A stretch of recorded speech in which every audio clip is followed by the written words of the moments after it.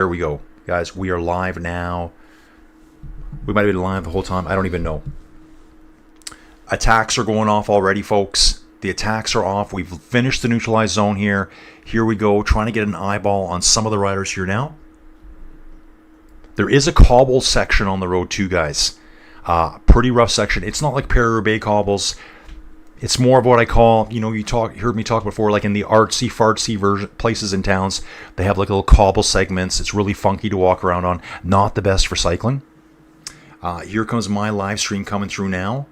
So I need this open so I can have the interactive cycling community that I'm building over here. Let's go, folks. This is the biggest race in the USA, guys. The Maryland Cycling Classic here.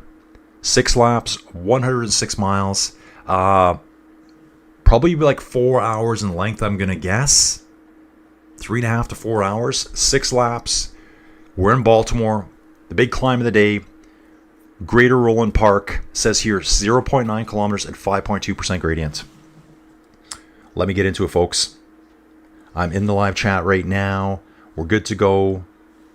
Usually I do my races early in the days, guys. So this is, wow, this is some good videos here coming. I'm looking at the course right now. We go down Thames Street. Hang on to Broadbent, Alice Anna Street, Boston Street, Hudson, into Linwood Ave, along Baltimore Street, up Lombard, South President Street, Gay Street, Orleans, past the Washington Monument. Really? Wow, this looks awesome. Then we've got our KOM point. This is at the park. KOM QM point. It's 900 meters long. Hang a hard right, come back down virtually the same direction, actually down some of the same roads. And we will tuck back on to where we started. Lombard light onto Pratt Street. So Pratt Street is the road that runs right along the front of the Harbor District here, I could say. Central Avenue. So it looks like they have a sprint point along the way too. Let me get this all figured out, guys. This is a brand new race for me. Who do we have present here? Start list. And the start list, guys. We've got Tudor Pro Cycling, Uno X Mobility, Israel Premier Tech, EF Education Easy Post, Team Jayco Alula, Team Total Energies, Lidl Trek, wildcard teams, let's call it, or Pro Series teams that get invited. We got Team Solution Tech, Vinny Fantini, Team Medellin, Team Novo Nordisk, Team Skyline, Project Echelon Racing, and the United States National Team. Let's go, boys. Let's go.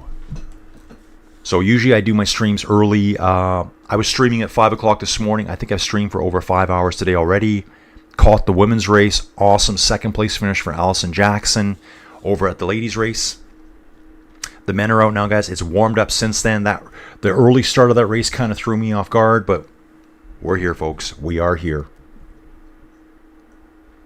How do we do things over here, folks? So I'm actually watching this. And guys, just so you know, if you don't know, the Maryland Cycling Classic is live on YouTube. You can watch it all there. That's how I watched the women's race this morning. I have that open on monitor here. I'm watching that race. Camera bike at the back here right now.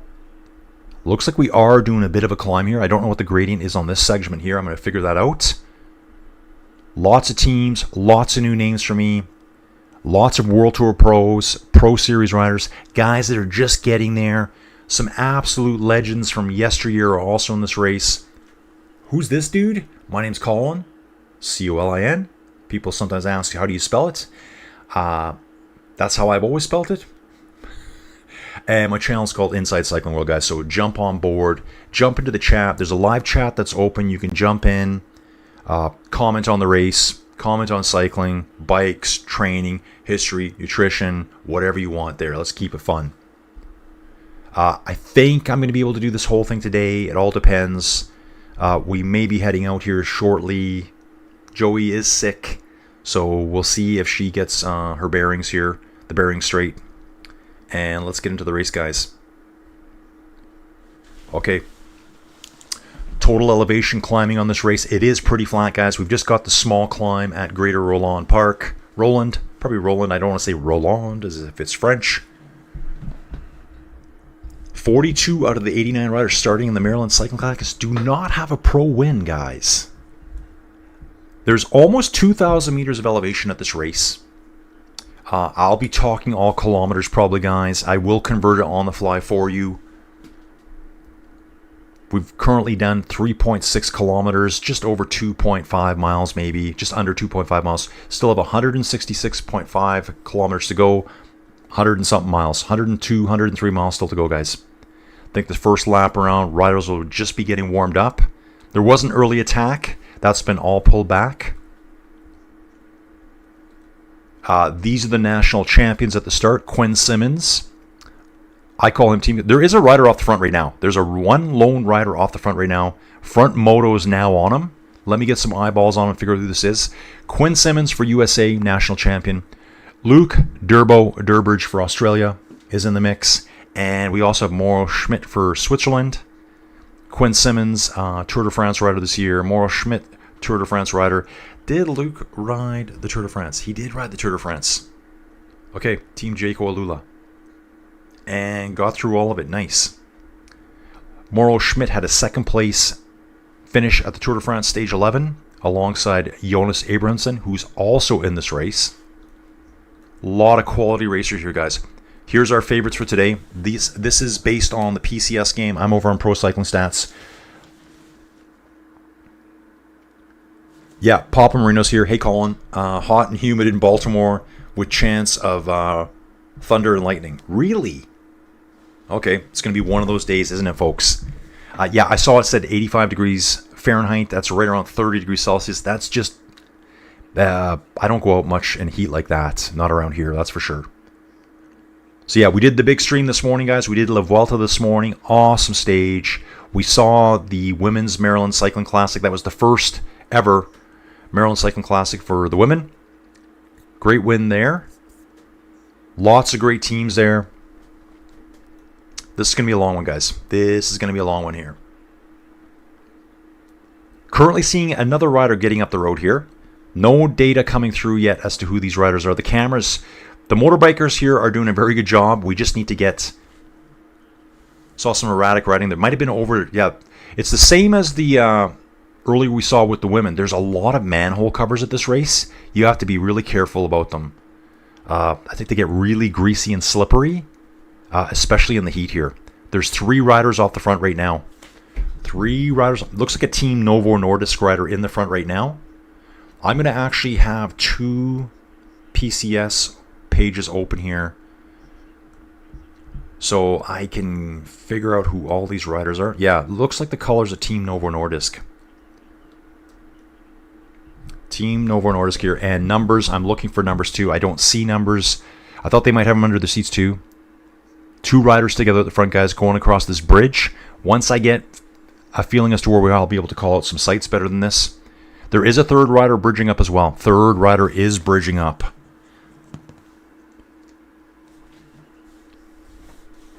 We have...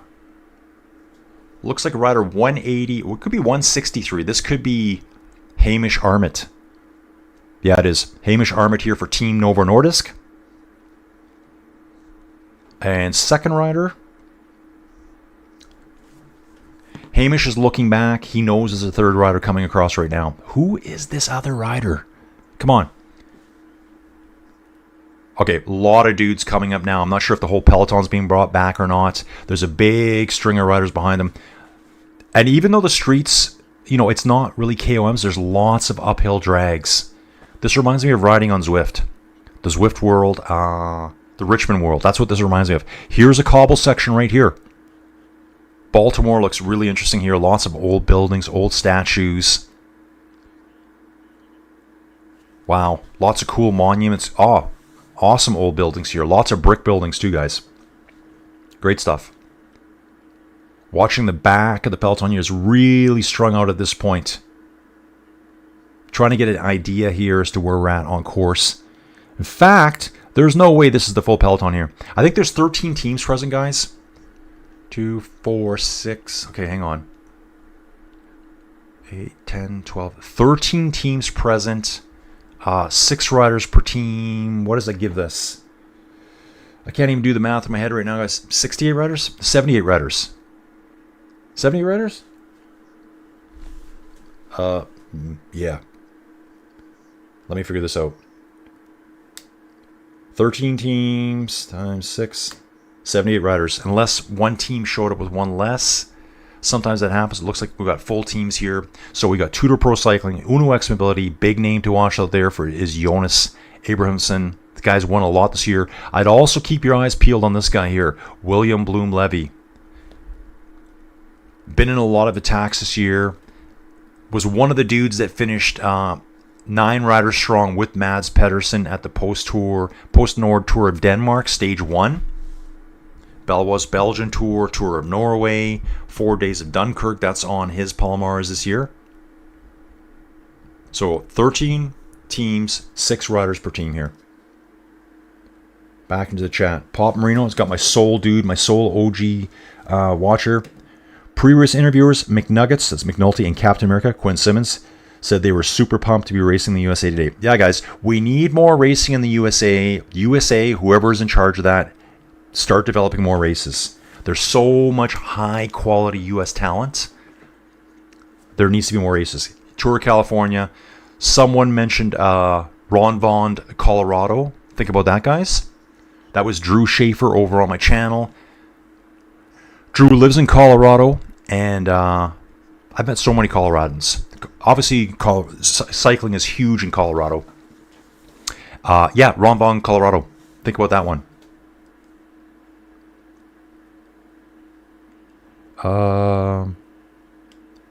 16 times? Is it 16 teams? Guys, I've lost track already. Oh, it is 7. No. What's funny here is the U.S. national team has 7 riders. Everyone else has 6.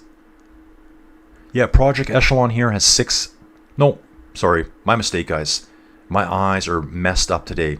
Yeah, you're right. Thank you, Papa Marino. Thank you very much. 16 times 7. That's right. I'm looking at it going 6 riders. Well, now that I said that, though, Lidl Trek only has 6 riders. I was probably staring at them when I was trying to figure out, yeah, Team Medellin has 7 riders. Everyone has 7 except Lidl Trek, it looks like. Israel Premier Tech here, Pascal Ackerman, Guillaume Bivon from Canada, Simon Clark, the Australian, Oded Kojout, Mathis Louvel from France, Michael Schwartzman, and Riley Sheenan here. Riley Sheenan in the mix, guys. Yeah, Riley. Saw him get at the Arctic Race of Norway, get 2nd place right behind Corbin Strong, probably no more than a month ago. EF Education, Nielsen Palliser, probably the big favorite today. So that's just our teams. Actually, you know what? I'm going to stick here for it.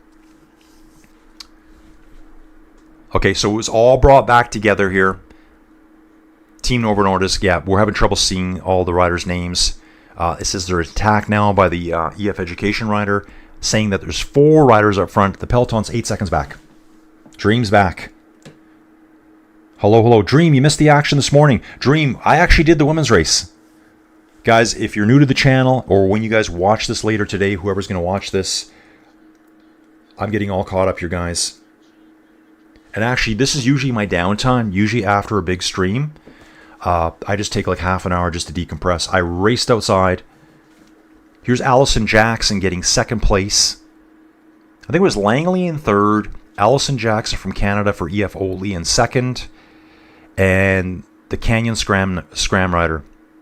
Canyon SRAM rider, guys. Yeah, Dream, you're late. Dream slept in, guys. She missed the Maryland Cycling Classic race for the women. Dream, I did cover that at the same time as La Vuelta earlier. So yeah, guys, obviously, if you find the channel or you know the channel, maybe you've been here before, hop onto YouTube, just type in Maryland Cycling Classic, and you can watch along with me, discuss the race. Here comes the winner of the women's race. This is the podium from earlier. They're waving her to come out to get her jersey of 1st place overall at the first ever Maryland Cycling Classic for the women. And for the women, it was a World Tour race, guys.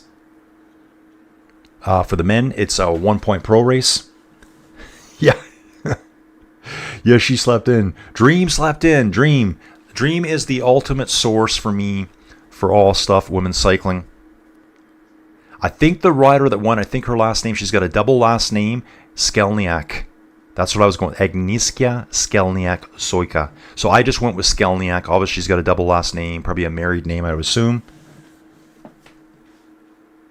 Swoosh Kid, that leader's jersey kit is awesome. I know, right? Swoosh, you talking about the Maryland race here? Yeah, that's what I'm looking at. I love that kit. Multicolored arms, different sleeves. Got like generally a whitish color here. Red arm on this side with yellow banding. Red across the body. Looks fantastic. Papa Marino, I'm checking in on the stream while watching England versus Andorra soccer World Cup qualifier. Full disclosure, dude, all good. All good. Papa Marino, you're a very important member of this channel here. We're going to keep this going. I think most people don't even know we're live. And the fact that this is being streamed live, a lot of people are probably watching that, but we're just going to do, oh, the ladies are getting into the champagne now, and they are not holding back at all. Coming to the end of the season for a lot of them, so why not partake in a little bit of the bubbly? Have the bubbly, guys. Let's get back to the main race here. All I've got is a tiny little cutout in this bottom corner of the screen. So the women are still doing the podium here. This is probably from a lot earlier. Great job. Great attacks there, too. I thought EF did a really great tactical finish there. Emond and Allison Jackson constantly attacking Skelniak. Skelniak having to react to every single one. Sprint finish at the end between Jackson and Skelniak, and photo finish. I couldn't tell.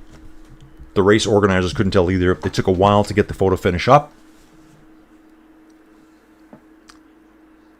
Dream saying, surprised that Canyon traveled to the U.S. Soccer guy's back to you. England better beat Andorra by double digits. Sad for Sarazit. Yeah, exactly, dude. Exactly, Dream. So Sarazit is no longer around. Dream, have you noticed if many of them have been getting new contracts? I'm going to check that right now, guys. Let's go into the homepage here. So we can see here, like what I do now, I look at the latest transfers here. And I know, okay, Van Pechtenbecke is going to Lidl Trek. Ava Van Act, where was she? She's going to FDJ Suez. She was Team Lisa Bike. I should know that. Christina Berlova goes to Cofidis. She was at Sarazit. So Christina Berlova here has found a new ride. You can see, so Sarazit Pro Cycling Team is gone at the end of this year. She's going to Cofidis. We're going to see a lot of that over the next while. Malwina Moul, she's going to Cofidis as well. And she comes from a Continental team. Looks like a Polish Continental level team. Laura Tomasi is going to Uno X. From a Pro Series team. Oh, okay. I think I did see the Laboral. I think I saw that team. I think they might have been at Tour de France Femmes. Yeah, they were at Tour de France Femmes right here. So I do remember that name from Tour de France. And then Alessia Vigilia here. FTJ over to Uno X. So we're going to keep it on it and see how many of these ladies get new rides for next year. Hopefully everyone gets a ride. I mean, women's cycling is growing. I think there's a lot of support for it. I'll do everything I can to promote it too.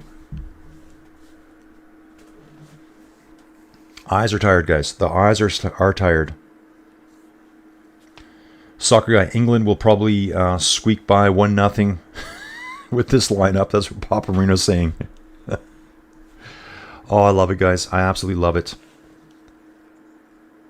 Yes, they're starting to have new contracts one by one, so they're all finding new rides. Hopefully they got a lot of notice, like, hey guys, you need to find new rides, which is still not a good position to be in, really.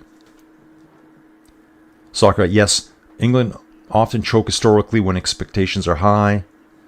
This generation, more mature though. Guys, I wonder if I should have a soccer channel. Soccer audio, chat along. I think there's so many things you could do.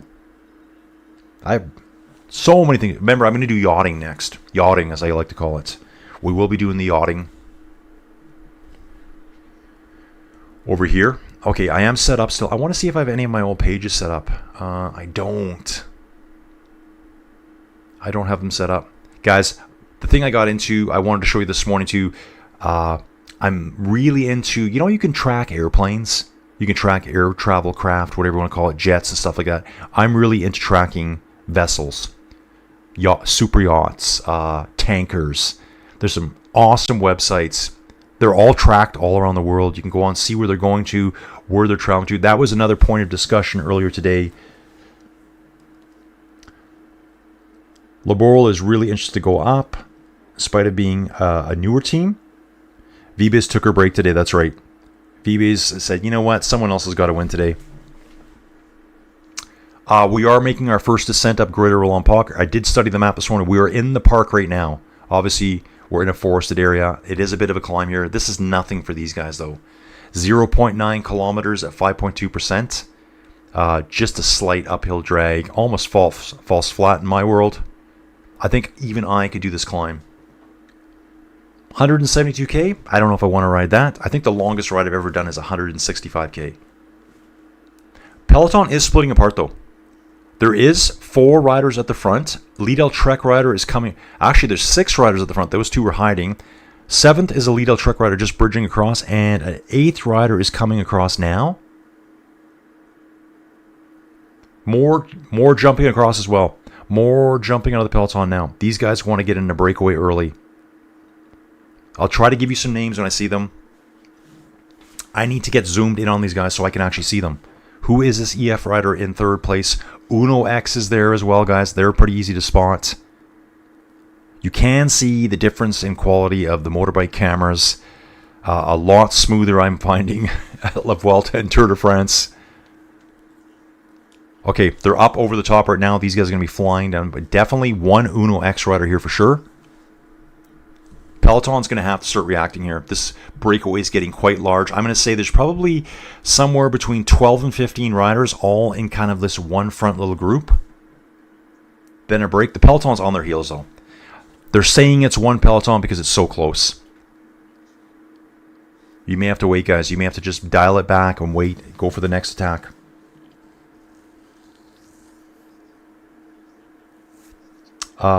Probably the roads are so wide and safe in Baltimore, even if the surface is so patchy. Yeah, I do notice that the roads are huge there.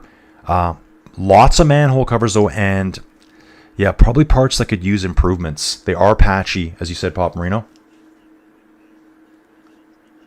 Yeah, Zoe Backstead in her Red Bull helmet wins the TT over at the CMAC Ladies Tour. I think she won by 7 seconds over Christina Schweinberger. RM, I'd love to see her. Is it RM? Am I seeing that? Yeah, it is. RN? Is it RM or RN? I can't even see that, dude. My eyes are so tired right now. I'd love to see a race in New York City one day. Dude, yeah, that'd be awesome too. I know nothing about Baltimore. Is Baltimore and Washington, D.C. like virtually the same place? Is that right? They're kind of close, aren't they? Zoe Backstead took the TT, the daughter of Paris-Roubaix winner Magnus Backstead. She also is an older sister. I forgot what new team. Okay. Yeah, I think I mentioned that Magnus Backstead won the Paris-Roubaix. I think it was in 2003. Dawn, round 2. Colin, you are a madman. Dawn, I'm feeling like a mad. I actually feel like I might be on the edge of insanity right now. We are getting near the edge of insanity here. And Dawn, I got to tell you, dude, my eyes, maybe you can see it in the camera. My eyes feel like they haven't blinked in about 4 years. They are very tired. Very tired. Guys, I think I was streaming I think I went live at 5:06. We probably went till after 10. We did stage 14 of La Vuelta. And now we are here at the 3rd Maryland Cycling Classic. This is all on YouTube, guys. You got full commentary there. Everyone should be watching this race on YouTube with me. Jump into the chat. Predictions. I've noticed here the motorbikes stay quite a ways away. And that's something you probably see as well. Like, think about it. The dudes they're hiring to do these races probably aren't as familiar staying this close to the riders. In Europe, they're very good at doing this. The moto guys over there are probably so good at doing this kind of thing. They don't mind sneaking their way amongst the riders. Israel Premier Tech rider on the front right now. Who is this from Israel Premier Tech? Israel Premier Tech, and it looks like Total Energies at this moment. 3 going up the road. Yeah, it's super stretched out, guys. Super stretched. So there is about let's just say 15 to 20 in a front group. A small gap. Then the Peloton's coming. These three have gotten out of that group of 15 to 20. Here we go. We're finally now getting a time gap. 10 seconds back to the Peloton. That front group is not just one group. It's split up right now. So yeah, Dawn, I feel like a madman right now. I have no fresh coffee. This is what's left is cold. There's no way I can drink that. Starving. I've had nothing today. Best young rider at the Maryland Cycling Classic, Alexander Volstad. Alexander Volstad looks like, it says she rides for EF, I think. Wow, these jerseys are fantastic. Take a look on the YouTube right now. Man, I like those jerseys. Those are stylish. Ooh,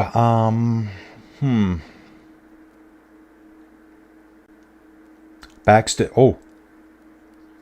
Ellie Backstead is in UAE. So UAE ADQ is the women's team. I drove through Maryland on my way to Virginia from New Jersey. Yeah, the Backstead dynasty is going to be strong for Paparino. Dawn, I go to Timonium for an annual beer, bourbon, and barbecue festival with my dudes in March. It is right outside Baltimore's Inner Harbor. I had a good look at that this morning. Quite a descent here out of this park area too. There are some really, really fast segments, swooping corners. Zoe wants the Roubaix Trophy too, which is realistically the only race a TT expert can win. Popper and St. Don, I hope you locked up your bike in Baltimore. Why is it that bad? I don't know. I don't know anything about Baltimore, guys. Looks like a very historic city to me, what I can tell. Lots of monuments, lots of funky old buildings. So yeah, you can definitely see the difference between the motorbike riders here. Camera work. Just getting on the riders, staying. They might have been told to stay far away from them. I mean, that's been a big issue lately. We've seen lots of people talking about that. Quinn Simmons was complaining about Tim Wellens using the motorbike to jump away on a stage at the Tour de France. Probably rightfully so. Yeah, it's strange too. We're down in the Inner Harbor, so we're going to be going past a lot of older looking places too. Sketchier looking buildings, I guess. Like, warehouses. Right now, we're sitting at the back of the Peloton here. I'm going to tell you who we're on right now. I didn't need to do that, Colin. You could do it here, dude. You can do it here. Novo Nordisk sitting on the back. No, it's not Novo Nordisk. It's Luke Ferris sitting on the back here for Team Skyline. This is a Continental team. I can see a Uno X rider pulling up right now, waving for his car hard right now. This is number 57 for Uno X Mobility. That would be William Bloom Levi. This is a dude I said to watch out for in this race. This guy is legit. This guy's legit here. We've got the Johanssons. These must be brothers. Yeah, we have two brothers here. Tobias. Oh yeah, dude, how can I forget this guy? This dude here finished 6th overall at the Tour de France this year for Uno X Mobility. His brother's here today. I'm not used to seeing his middle name. So it's usually just Tobias Hansen. Here it's Halland Johansson. And I'm not sure if that's even a middle name. It might be like a second to last name. We also have Anders Halland Johansson here. And I think this is 26 years old. Tobias. They're twins. We do know this, guys. We looked this up at the Tour de France. These two are twins. So twin brothers riding together. One's got 6th place overall at the Tour de France. Unbelievable. It's getting better all the time, guys. It's getting better all the time. Yep. Swoosh Kid. Not unlike all cities, but Baltimore has some very sketchy parts. The Wire. Okay, I don't know about that. Yeah, and Swoosh Kid, you're right. Every city has sketchville areas. We got them in Calgary. Super sketch. Every city. Vancouver has one of the sketchiest downtowns in the world. I talked about it in the channel, guys. Down in downtown Vancouver, there's areas for where it's legal to go in and use your drugs inside there and then stumble out onto the streets. So they have, I guess it's called a safe injection site. Whatever. 2 riders up the road right now. Down to 2 riders, 5-second gap. It's saying attack by rider from Team Novo Nordisk. There is another rider there as well. Once I get eyes on their numbers, I'll let you know who it is, guys. I can see that PCS, Pro Cycling Stats, is struggling with their riders as well because there's no names popping up here. You can't read the numbers right now. So we need eyeballs on these people. Talking of stage races in USA, I remember the Tour of Utah being a big race. Yeah, there's Tour of Utah, you know, Course Classic. I think the Gila still one, isn't it? Is it they call it the Tour of Gila? Maybe that's the Utah race. I think that's still an active race. The Tour of California, Tour de Pont, Tour de Trump. I think those were the same thing way back when. There's really no reason why there can't be a pro biking race. And this, if any country should have it, it's probably the U.S. right now. There's money in place. There's great topography. There's great geography, great weather. You got everything. I would probably say if I was a bike organizer, I'd be thinking, man, we're starting a race in the Southwest U.S., somewhere through there. You could have some nice flat stages. In flat areas, obviously. Got to avoid Death Valley, I guess. You got the mountains in California. You got mountains in Utah to use. You've got, what about a climb up Mount Lemmon in Arizona? You could do that. That's a 40-something plus kilometer climb. I think it's 42 kilometers long, Mount Lemmon. I've actually done that climb. Pretty cool here to see the ladies from the Benin national team. I did see this one. There's only 4 of them. The Benin national team came all the way across to race at the Maryland Cycling Classic. Pretty cool. They got a wild card invite, I would assume. So they are getting a jersey award for something. I'm not sure what the award is for here right now. So one of the riders puts the jersey on for them. Probably a huge trip for them. Guys, traveling over to Europe is a huge trip for me. So imagine them coming from Africa all the way across. Okay, Uno X riders on the back here. Let's just have a quick look here. Big dude to watch out for. He's going to be in red and kind of a yellowy orange. Uno X rider, Jonas Abrahamsson. That's a dude that will be active in the breaks. He will be attacking later in this race. 100%. Mark my words. 2 riders up the front here, guys. I see a 3rd rider ahead of them. Okay, so leaders. We've got some identification of leaders here. I got to move over here, guys. You know what I'm going to do? I need to turn the brightness up. My eyes are hurting too much right now. Bassett, Losanza, Riba, and Campo Geraldo here. Let me figure out who these riders are, guys. I need to turn that down a bit. Sepp Kuss won Utah in 2019. Levi won in 2010 and 2011. So that would be Levi Leipheimer way back then. Sepp Kuss still active. So he won it way back in 2019. So when did the Tour of Utah finish, guys? I don't know that offhand. Anthony's back. Hey, dudes. I lived in Baltimore for 10 years up to the mid-90s. Anthony, where are you now? So Anthony's lived here in Baltimore, so he should know all these streets we're watching here. Yeah, good to see Anthony jumping back. Anthony, thanks for coming back, bro. Love hearts from Inside Cycling World. Everyone gets, you know what, guys? Everyone gets love hearts today. Here we go. We're giving lots of love hearts out here. Guys, there's all sorts of stuff going on the front here. Lots of arm flicking going through. Huge Peloton. I'm actually seeing 5 riders up the road, and I'm trying to wonder who's actually in the lead here. Here we go. Victor Ocampo, David Lozano, and Stephen Bassett. Stephen Bassett riding for Project Echelon here. Yo, dudes, Project Echelon guys. I follow these guys quite a bit.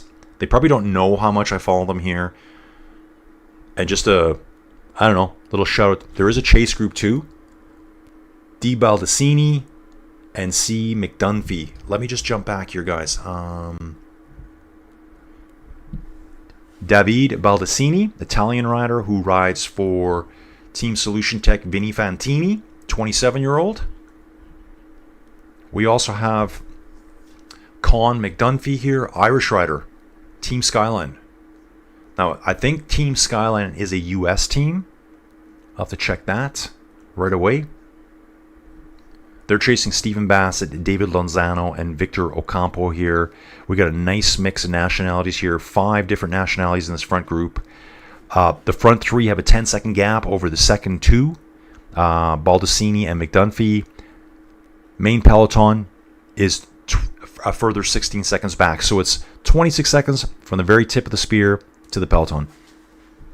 I'm lurking one of the biggest names in the group.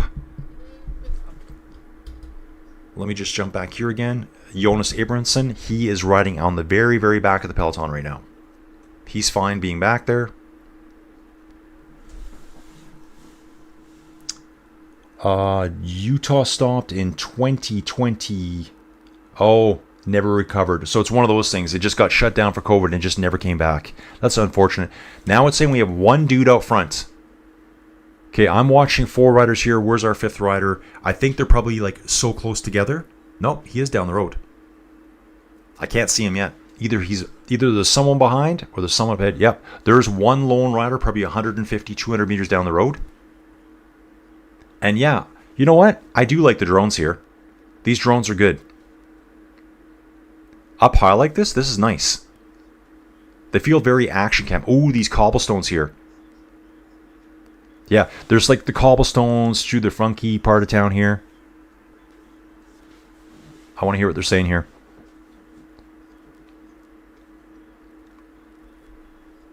Yeah. The cobbles look pretty hard. You're just going to be getting jostled around here. They don't... Ooh, crash. We got a crash here. Lidl Trek Rider down. We have a Lidl Trek Rider down in the middle of the cobble section. He was holding his arm. Let's figure out who that was. It's not showing up anywhere yet. Live on camera here. It is 111 for Lidl Trek. That is Mateus Skelmos. Are you kidding me? Mateus Skelmos here is down in the middle of the road. Thankfully, they've got a dude here, probably a motorbike dude, to protect him from the cars that are coming. If they're coming too fast, they may not see him till the last second. So, Mateus Skelmos, guys, this guy's a total hitter. GC rider for Lidl Trek. Post-Nord Tour of Denmark. Him and Mats Pedersen just dominated everything. He got 8th in the general classification there. DNF the Tour de France. Lucian Supermaniers did not finish that stage. I mean, this guy is like a serious rider. 24 years old. For some reason, I was thinking he's older. This guy is huge for Lidl Trek. He's on the side of the road right now. He still has not moved. Coming around, there's another Lidl Trek rider coming off the back here. Kind of slowed down to check him out to make sure he's okay. We're waiting on the Lidl Trek car to come up. I think they're running a bike up to him now. They are running a bike up. I don't know why the cars are being held back so far. A bike has been given to him. Let me just see if this... I don't even know if that's a Lidl Trek bike. I don't think it is. Hang on. I do not see the Lidl Trek car anywhere. Where is it? They do have a 7-Eleven in the background here. I'm feeling like getting myself a Slurpee right now. Oh, guys, I get it. Okay, my mistake. That is a Lidl Trek mechanic. They don't have their Lidl Trek cars here. They put like the big magnetic stickers or stickers on the side, the vinyls. So it's a black colored SUV that to me, I'm looking for Lidl Trek. They're not there. So that's a big blow for him. Off the front here, we have David Lonzano. His name is actually David Lonzano Riba. Spanish rider. Rides for Team Novo Nordisk here. Here he is, 36 years old. Wow, he was at the Tour of Denmark. So I would have seen this dude somewhere at the Tour of Denmark. Does gravel riding, yep. UCI Gravel World Series. I see a lot more of that going on now. A lot of these riders do a lot of road and gravel riding. Tour of Turkey early in the year, Tour of Hellas, and Tour de la Provence. So this guy is away by himself right now. They're saying it's a 10-second gap. I'm going to have eyeballs on this dude, see what I can see as a gap. Maybe I can guess how far it is in between. 4 riders chasing. Baldacini, Ocampo, McDunphy, and Stephen Bassett. Right now, we're in the far bottom right-hand part of the circuit, making our way westerly now. 35 seconds from Lozano back to the Peloton. Mateo Skelmos, I think it said he was a minute and 30 down for the front. I think I need to turn this up, guys. My eyes are just faltering now. We're going to have full system failure here right away, guys. Yeah, great drone shots. Yeah, Papa, you mentioned it earlier today, and I'm like, yeah, I'm seeing it now. Yikes, crash. Yeah, Skelmos.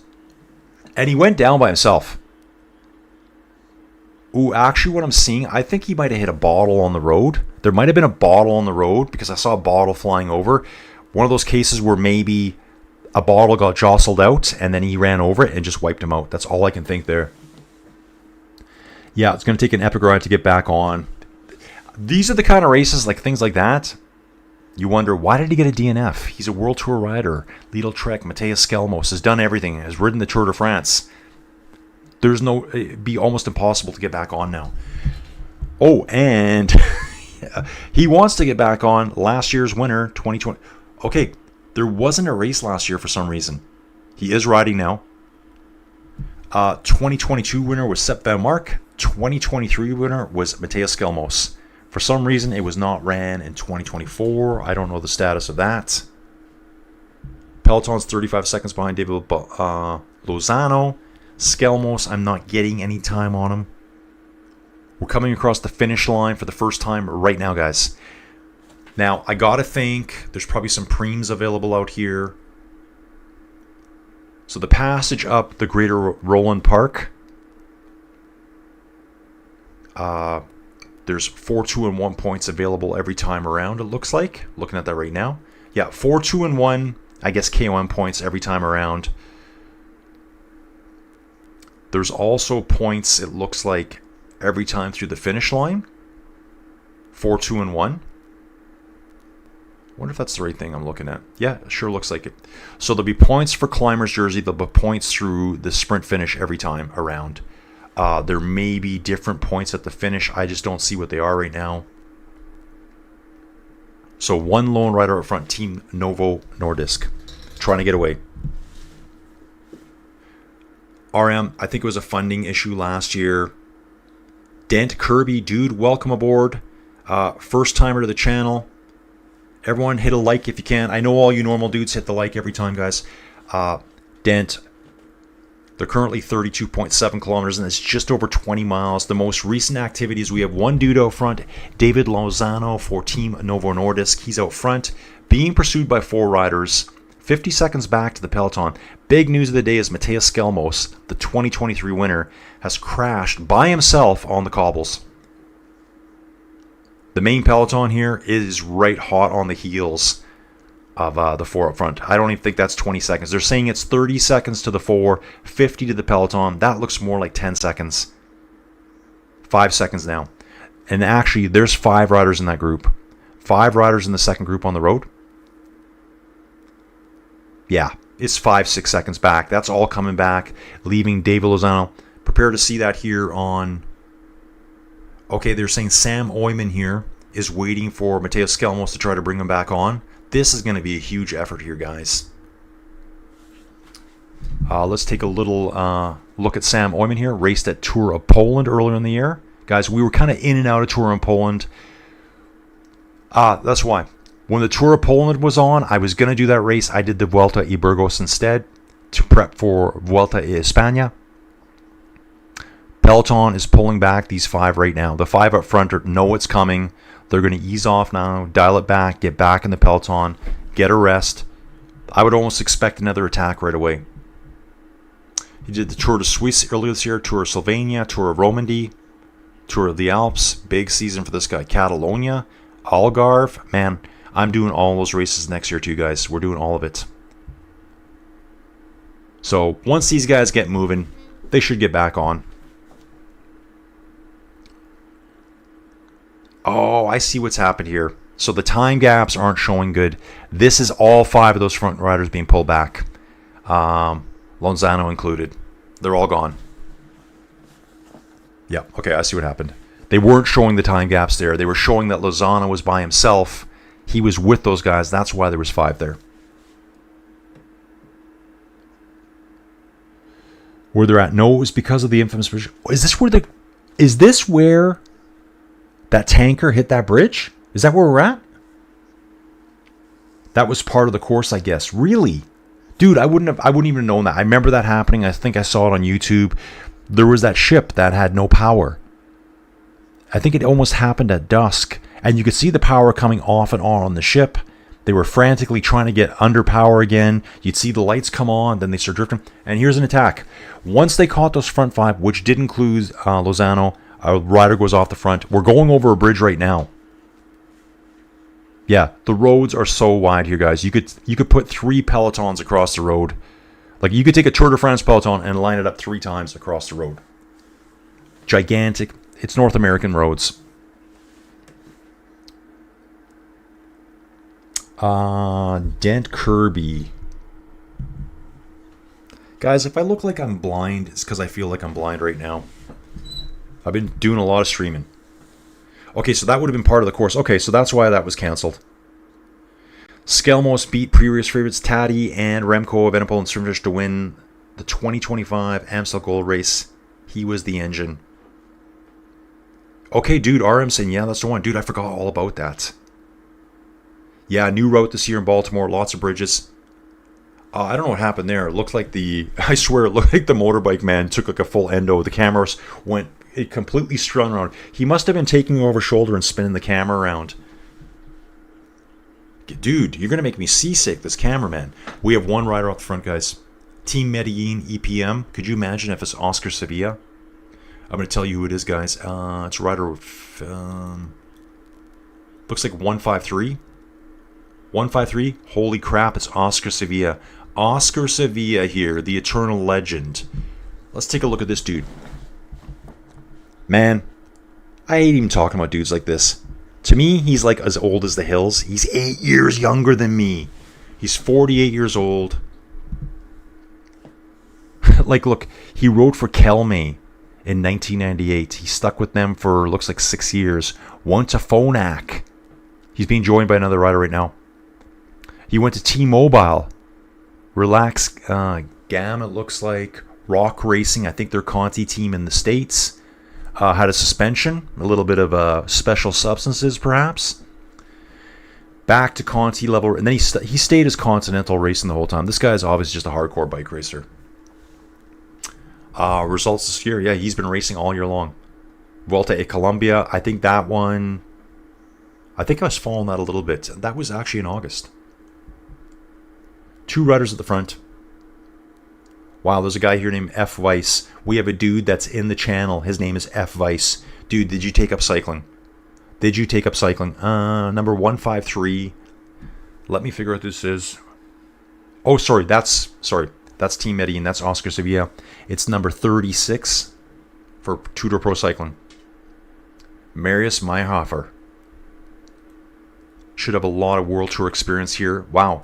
Marius Mayhofer finished 7th at the Lidl Deutschland Tour just a weekend or so ago. Was at the Tour de France. Finished 83rd at the Tour de France. Guys, this could be a little bit of a lethal breakaway here, I think. Pretty strong breakaway. Even with these 2 riders, we got a 24. Wow, this is crazy. 2 guys in the breakaway. One guy is half the age of the other guy. That's insane. I love it. Love it. Okay, they're saying it's Fabian Weiss. Oh, it is Fabian Weiss, guys. I looked at the number wrong. Again, I apologize. My eyes are shot right now. It's number 38. Yeah, it's Fabian Weiss. But even better, this guy's 23 years old. Rode the Vuelta y Burgos. Rode the Criterium de Dauphiné. 4th in the Swiss Individual Time Trial Championships. So this guy's got an engine on him. We do have a long ways to go, though. So yeah, 50, whatever it was, 30, 53, 33, 38. I can't see the difference right now, guys. This old guy over here. I told you I'm old. 56 years old, dudes. Okay, Oscar Sevilla. Oscar Sevilla, all-time showboater. Rock Racing was a legendary team. Dude, I do know of them. I've heard of them. I don't know a lot about them. They're showing a stat here. Climbing watts per kilo In 1985, Bernardino climbed at 5.8 watts kilo, Indurain 6.1, Froome at 6.4, Taddy at 6.8. It's the carb revolution. Consume 200 grams per hour, 5 to 6 gel packets per hour.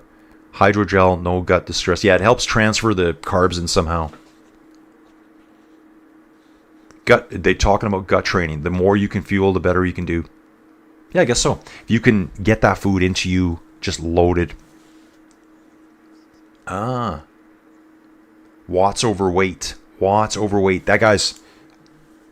Okay, just to jump on top of this little YouTube feature they're showing here. Like I'm trying to take it all into you guys. The perfect example of watts overweight, and a lot of you guys already know this.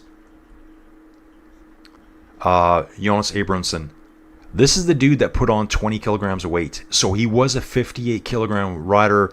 He's obsessed with weight. He put on 20 kilograms, 44 pounds, and now he wins races. Mirror Classic Gerardsbergen, Circuit Franco-Belge, stage at the Tour de France. Long breakaways like that, you need to be a bigger rider. I don't think you see the tiny riders, the 50 kilogram riders going on long breaks like that. So pretty cool to see. Looks like someone's abandoned. Jaco Alula riders. Asborn Helmos has abandoned, a Danish rider here. 2 riders up the road, Fabian Weiss and Oscar Sevilla. 30-second gap over the peloton. And it's still saying Mateo Skelmos is about a minute down right now, trying to make his way back.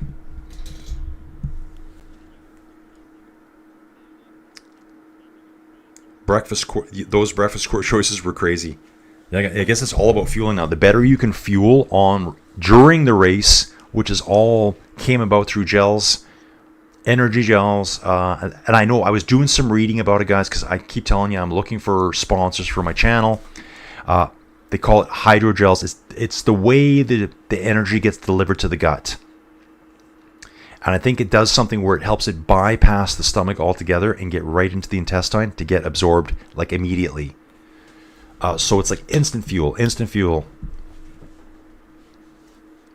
A lot of it's that. It's just better nutrition now is what we're seeing in these cyclists here. Back in the old days, I think it was Big Mig who just made a comment. These guys don't got to think about eating the way they did. I mean, back then it was common for riders to bonk out on course. They miss one little sandwich. They're trying to wolf down a sandwich as they're climbing up the Alpe d'Huez. Like, it's not possible. So you skip that sandwich. Halfway up the climb, you bonk. Nowadays, quick gel, and you got instant energy. Someone actually said that, like, the gels are so good now, it's instant energy, like, in 30 seconds. I don't know if I believe that, but this guy was, like, dead serious about it. So 2 riders up the road here. 2 World Tour experienced riders here. One from yesteryear racing. One is 23 years old.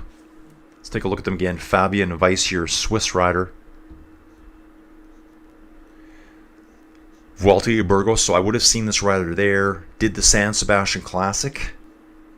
4th in the individual time trial in Switzerland. 12th at the road race, Switzerland. Copenhagen Sprint. Criterium de Dauphiné. Azula Basque Country, Tour of Oman earlier in the year. So strong riders here. Obviously, one's 23, one's 48. 30-second gap now. We will be climbing Roland Park for the second time. It's 6 ascents up through the Roland Park. Just going to shut that down for a bit. And get back to the live chat here. I hear no noise from upstairs. Joey Jojo, dead to the world. I think she's sicker than she was yesterday. I think I'm eating candy today. That's all we have for supplies here. I'm going to have to go out and do something. We will have to get out. They are climbing now, guys. We are starting the climb. It's kind of a double climb. Climb, flat area, then we kick up again to what the actual top of the KOM. A lot of EF riders sitting on the front here. Uno X on the far left-hand side. And this must be the US riders here. Let me come back. Get back in here. Lots of phone calls coming in for Colin. So it's going to be hard to tell because Brandon McNulty will not be wearing UAE today. Ben Stokes. Yeah, so the U.S. team is going to be built up. A bunch of U.S.-based riders riding for other teams. Nathan Cusack, he rides for Kelly Benefit's cycling team. So does Ben Stokes. Graham, Cash Body Wrap. I've seen this team before. I forget where I've just seen them. Where did I see them? I wonder if they have a women's team as well. I think they might have a women's team.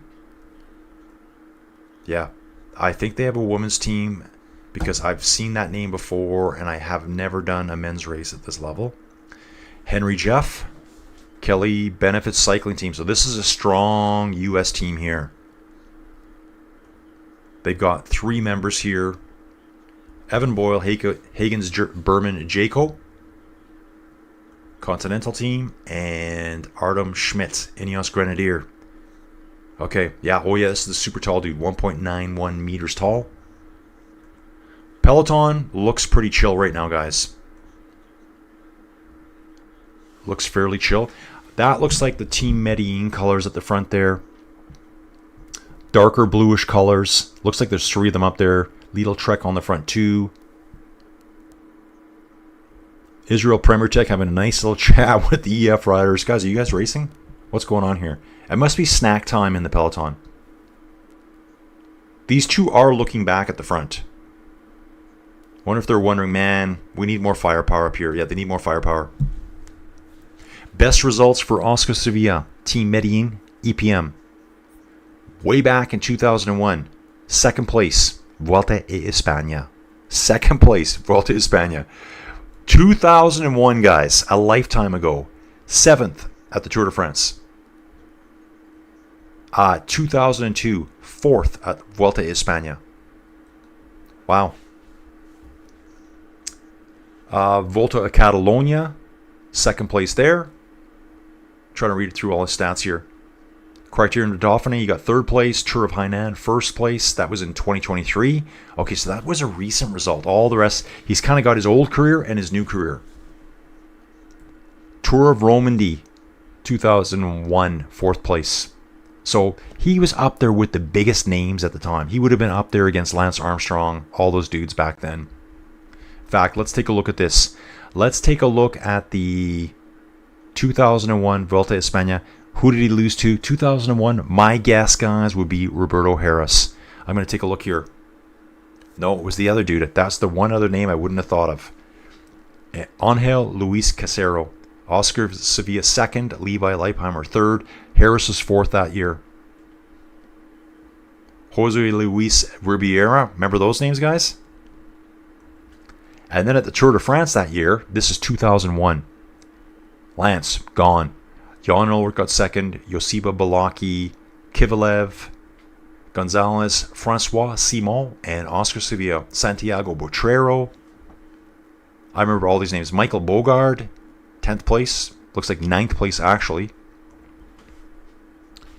Great stats. I love these stats coming through. Riders debut in the US. There's a lot of riders here, even from World Tour teams that have never raced in the US. Jonas Abrahmsson's one of them. Pascal Ackermann. Mauro Schmidt. Lots of dudes here. Papa Marino. Kind of weird to see the miles to go instead of KM to go on the YouTube live. Yeah, dude, totally. So I have that up here. I'm watching the YouTube stream here, obviously, just like you are. And I've got PCS up here. So I've got both. So 78.9 miles is 126 kilometers. Is that what it is? Yeah, that sounds about right. I convert it all the time in my head. Even here in Canada, I'm constantly converting it. So 100 kilometers an hour is 62.4 miles an hour. I used to convert it all the time when I used to run my sled dogs. I talked to most of my sled dog friends were Americans. Cool to see the road art out here. Kenna, a lot of people are supporting Kenna, Skyline. I think I just saw one there for Sheehan. IPT. 2 riders in the front. It's a 1-minute gap, guys. It's opening up. They will be alone for a very long time. Does Oscar Sevilla still have the engine to stay away? Ooh, I am really hungry now. Rawr. Joey, stat, I need something. I think she's dead to the world right now. Dead to the world right now.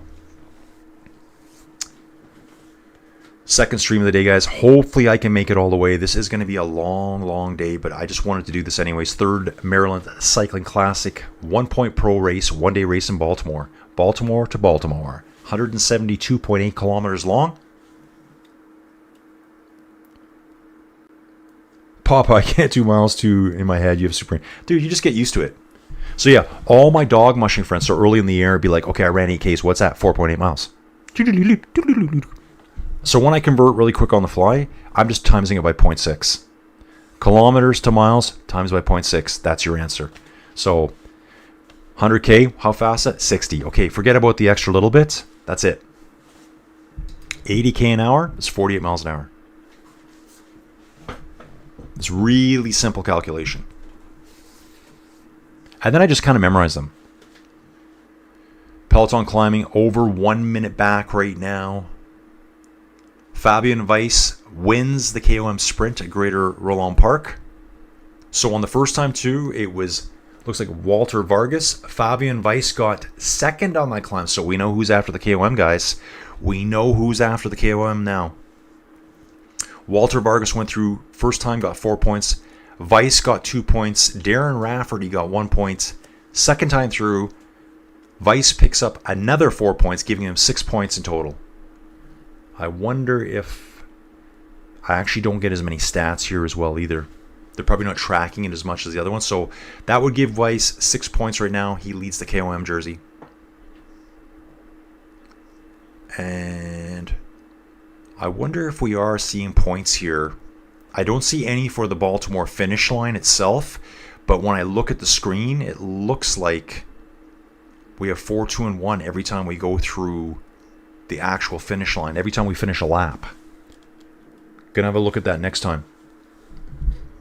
Average grade through here is about 7%, so they'll feel it. Peloton completely fills the whole road here. Ooh, lots of big gutters here too, like sewer grates. They got to be careful. Yeah, I can see a rider having to swerve around them. And the grates are big enough that if you sink your wheel in there, you're doing a full endo. Full endo there, bros. Tudor Pro Cycling here. This is Fabian Weiss riding his BMC. Oscar Sevilla Rivera on the front for Team Medellin EPM. I'm not sure what frames they're riding there. I'm trying to have a good look at it here. It's kind of got a whitish colored frame with white graphics on it, so I can't read the name of it.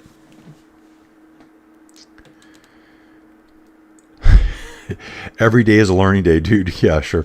Yeah. You should learn something every day, guys. Learn something every day. E-Honda here, Street Fighter fame. Does Colin sleep? Dude, right now, I feel like I'm losing weight as I speak. I haven't eaten today. I think the last thing I ate yesterday was... I don't even know what I ate. Oh, I had some Tim Hortons yesterday. Joey Jojo was sick. She wanted chicken noodle soup, so I raced into town. Ends up being an hour-long round trip for me.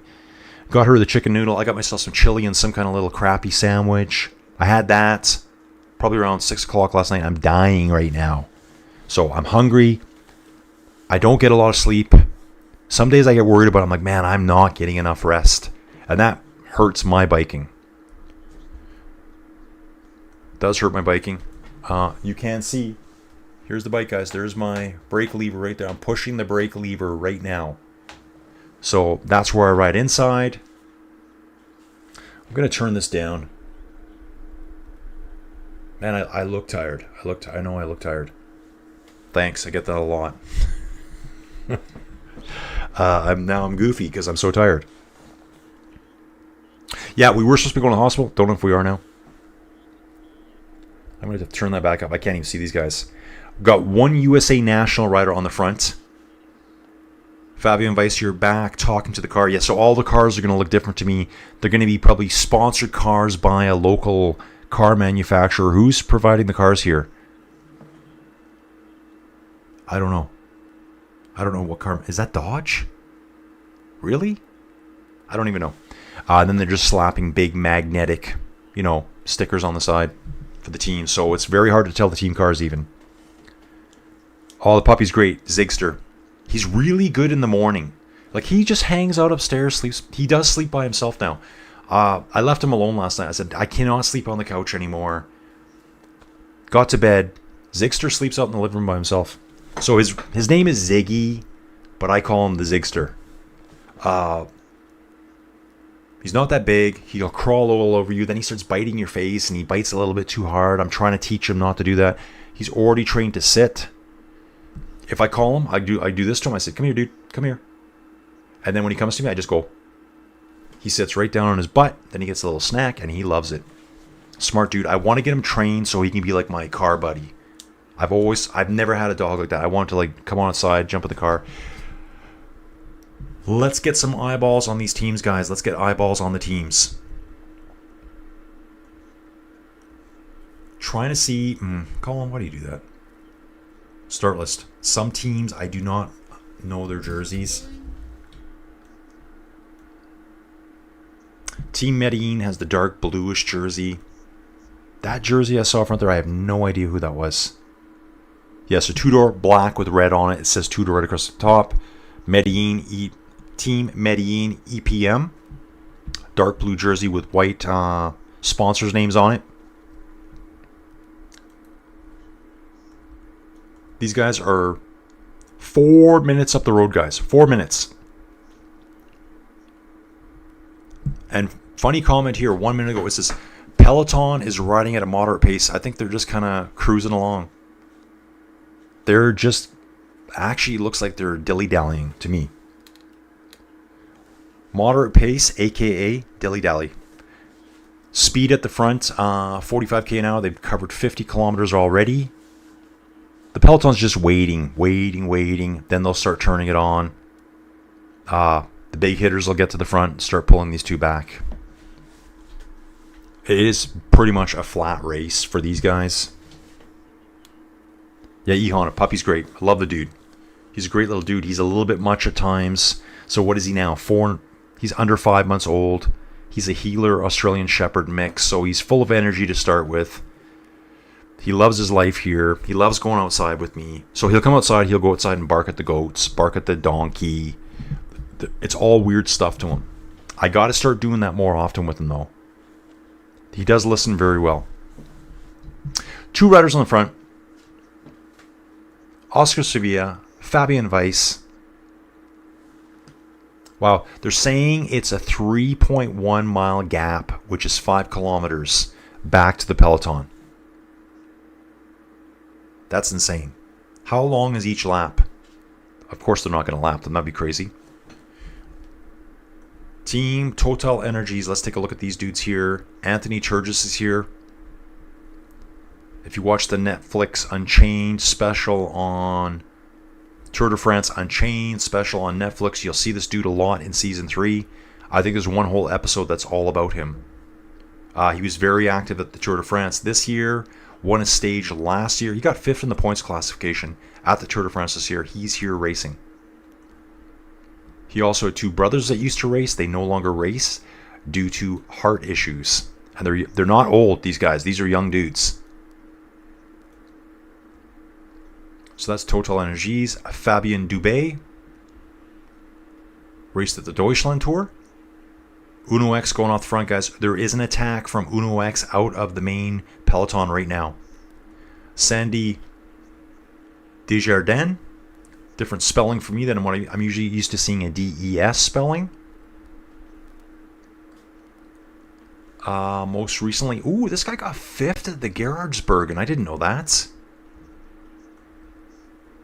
Mostly French riders on this team. All French here, but I think the whole team is dominated by French riders. Samuel Leroux. Okay, Peloton brings it back. There's another attack over the top of the Uno X rider. It is EF on the front now, guys. I'm going to get back to this here. We'll catch up with the teams.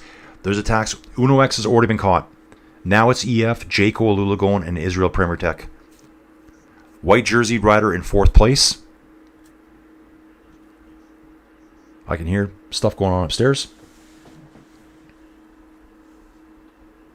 Papa Marino, I don't think any Euro team's going to import their team card. Exactly, dude. With Trump tariffs, probably went to Hertz and got some bike racks and stickers. I know, dude. It took me a while to figure out. I'm like, oh, that's why. They're not going to bring their cars all the way across here, guys. Yeah, and there probably would be huge tariffs on it. So we still got a 2 out front. Wow. Now it's 5. A few minutes ago I said it was 4 minutes. Now it's a 5 minute and 50-second gap. Lots of attacks coming out of the peloton here. We're watching the front 2 right now. Uno X went. EF goes next. Jayco's there. The white jerseys, I got to imagine that was a Total Energy rider. That's all I saw was white jerseys. Could have been Project Echelon too. Let's take a look at these dudes whilst we're here. Stephen Bassett was in the Breakaway earlier. 30-year-old American. We've got Caleb Clasic here. 23-year-old American. He's from Bakersfield, California, folks. Ooh, he's one of the dudes that rode at Volta of Portugal. Guys, I've been talking about this race a lot. This is a tough race. 10 stages with a prologue. Old school. Let's get it on. We got a flat here for Liedel Trek rider. I hope that's just a flat. He has his arm. I wonder if this is Skelmos. He has his arm hanging very strangely off the side. He pulls over. There's a Liedel Trek rep there. Yeah, he's done. Mateo Skelmos is out. I think his right arm is hurt too bad. Loving this. I love the Liedel Trek guys here with their cutoff jerseys on, showing the guns. Skelmos goes over to, looks like a team car somewhere, and is out of the race. So he has abandoned the race. Let's see if that's even coming through yet. Not even coming through. Live direct from Colin. Only here, folks. Quick to the trigger. So yeah, Mateus. Well, they've even got pronunciation things on here. I love this. Yeah, Mateo Skelmos is out. Just popped up now. 15 seconds ago. You heard it from me first. Thank you. Yeah, he had his arm hanging. At first I thought he was a Liedel Trek rider, just like pointing to his back tire, like, yeah, I got a flat. Then I'm like, that looks strange. Upcoming program for Skelmos. Obviously, this program may be sketchy now. His next race schedule was the World's Championship road race in Rwanda. What are we at, guys? September 7th? 6th? We're on September 6th. Okay, here's an attack. We got an attack going off the front here. This looks like a solo rider off front. This is that whitish colored jersey that I can't identify yet. Maybe it's a national jersey that I just don't know for another team. It is rider 187. I got the number, guys. 187 here. Let's figure out who this is. 187 is Eric Brunner. It is Project Echelon. Oh, I know why. Because Project Echelon, I just saw them. I think. I told you I follow Project Echelon. Hi, Eric Hill. I think they just released a new team jersey.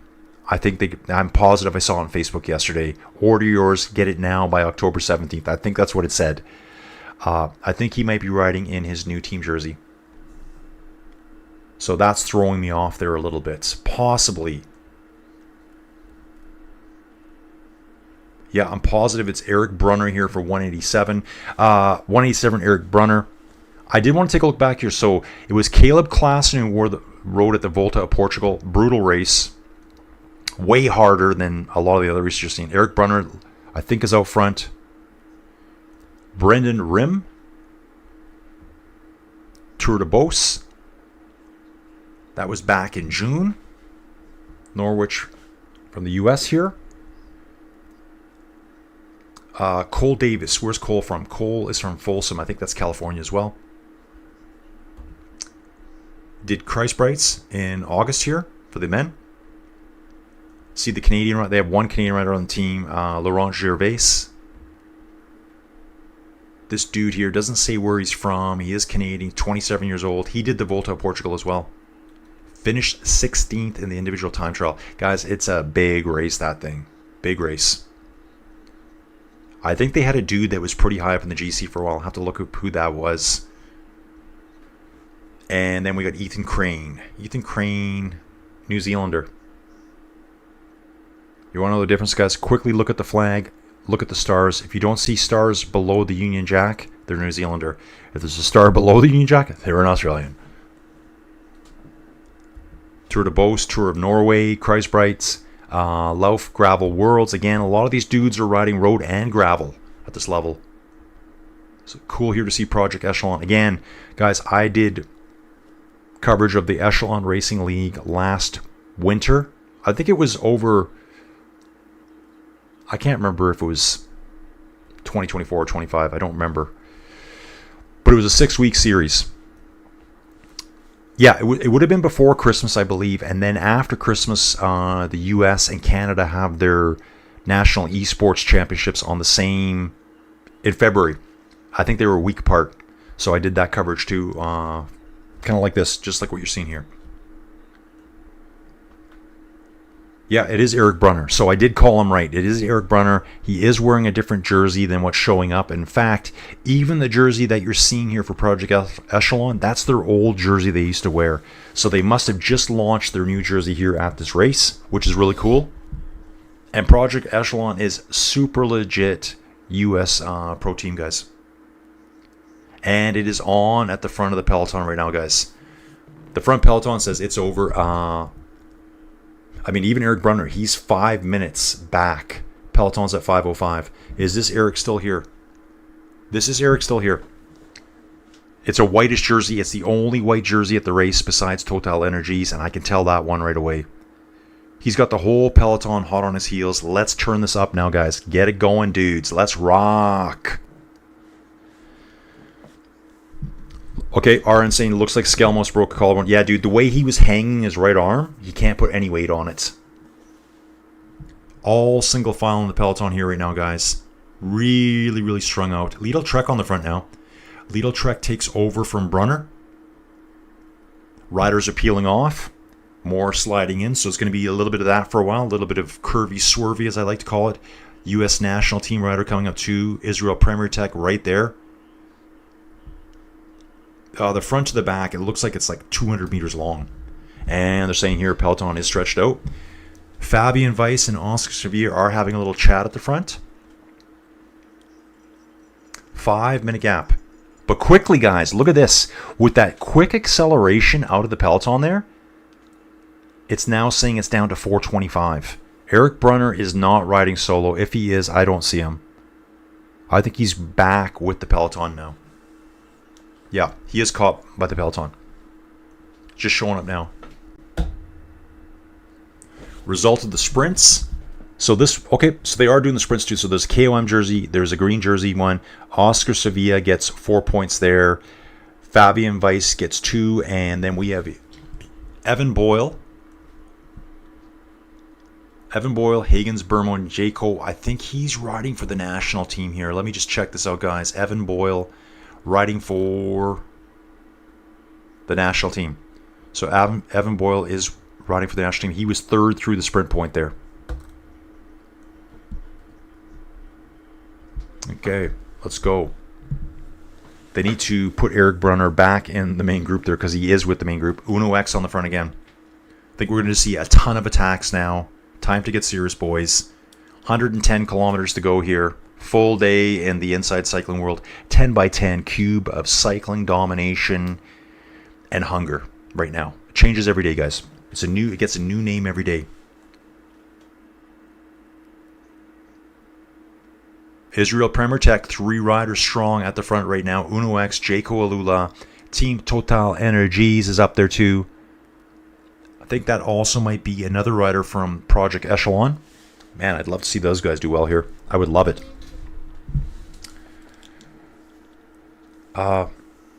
Whoa. Yeah, if he does have a broken collarbone, yeah, he carried on for quite a while after the crash, guys. So yeah, pretty heroic. Surgery and plates on the collarbone, good to go in a few weeks. Yeah, dude, I see that a lot too. The Peloton is saying nevermore. This is from Swoosh Kid. Yeah, this cobblestone section, man, pretty rough. And again, I didn't see what took him down. I don't know if it was his bottle splashing across the road to the left. Pretty dangerous when bottles are on the road. You hit them, it just takes your wheel right out. There was no reason for him to crash right there. He's a World Tour pro. It's not like he was asleep at the wheel. Everyone else got through it. I think he might have ran over a bottle that bounced out of someone else's bike. He hits it. He goes down. Ooh, it is fast at the front here now, guys. It is fast. 2 groups at the front right now ahead of the Peloton. Probably like think 6-7 riders per group. Trying to bridge back on right now. Actually, there's 2 riders in between. So 5-6, couple of riders, another 5-6, Peloton pursuing. Gaps are forming. That front group now, maybe 10 riders, bit of a gap. Let me get the count here. That might be the full Peloton coming now. This is full Peloton coming now. So attacks are going off, being pulled back over and over and over. Eventually, these attacks are going to get away. Quinn Simmons. Attacks in the Peloton. Just let me have a look here. The guys at the front, Sevilla and Fabian Weiss, look like they're going pretty leisurely right now. It's nothing like what we're seeing happen in the Peloton. So Quinn's been off the front here for Lidl Trek. Don's back. Don, good to have you here, dude. The 10x10 Command Center. Oh, Nevermore. Nice Edgar Allan Poe reference. I don't know that one, guys. Yeah, back to Pop Marine here. It's so true.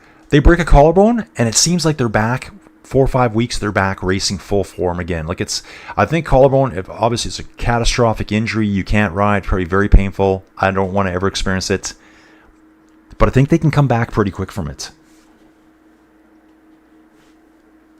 Anthony here. I don't think Colin sleeps. He covers the races before Zwifting his own race. Yeah, dudes, I got to get on my own bike today. I don't know what I have planned here today. I don't know. Who was the dude this morning asked if I Zwifted? Oh, it's D-Trek Cycling. Yeah, D-Trek Cycling, guys. He's got his little YouTube channel there. I subscribed this morning to him. I'm going to watch what he does. He's a 47-year-old dude trying to make it back in sprint racing, I think. That's right. You can train on a broken collarbone on Zwift. In fact, here's a cool story. Okay, let's take a look here. We're not getting good data coming through here.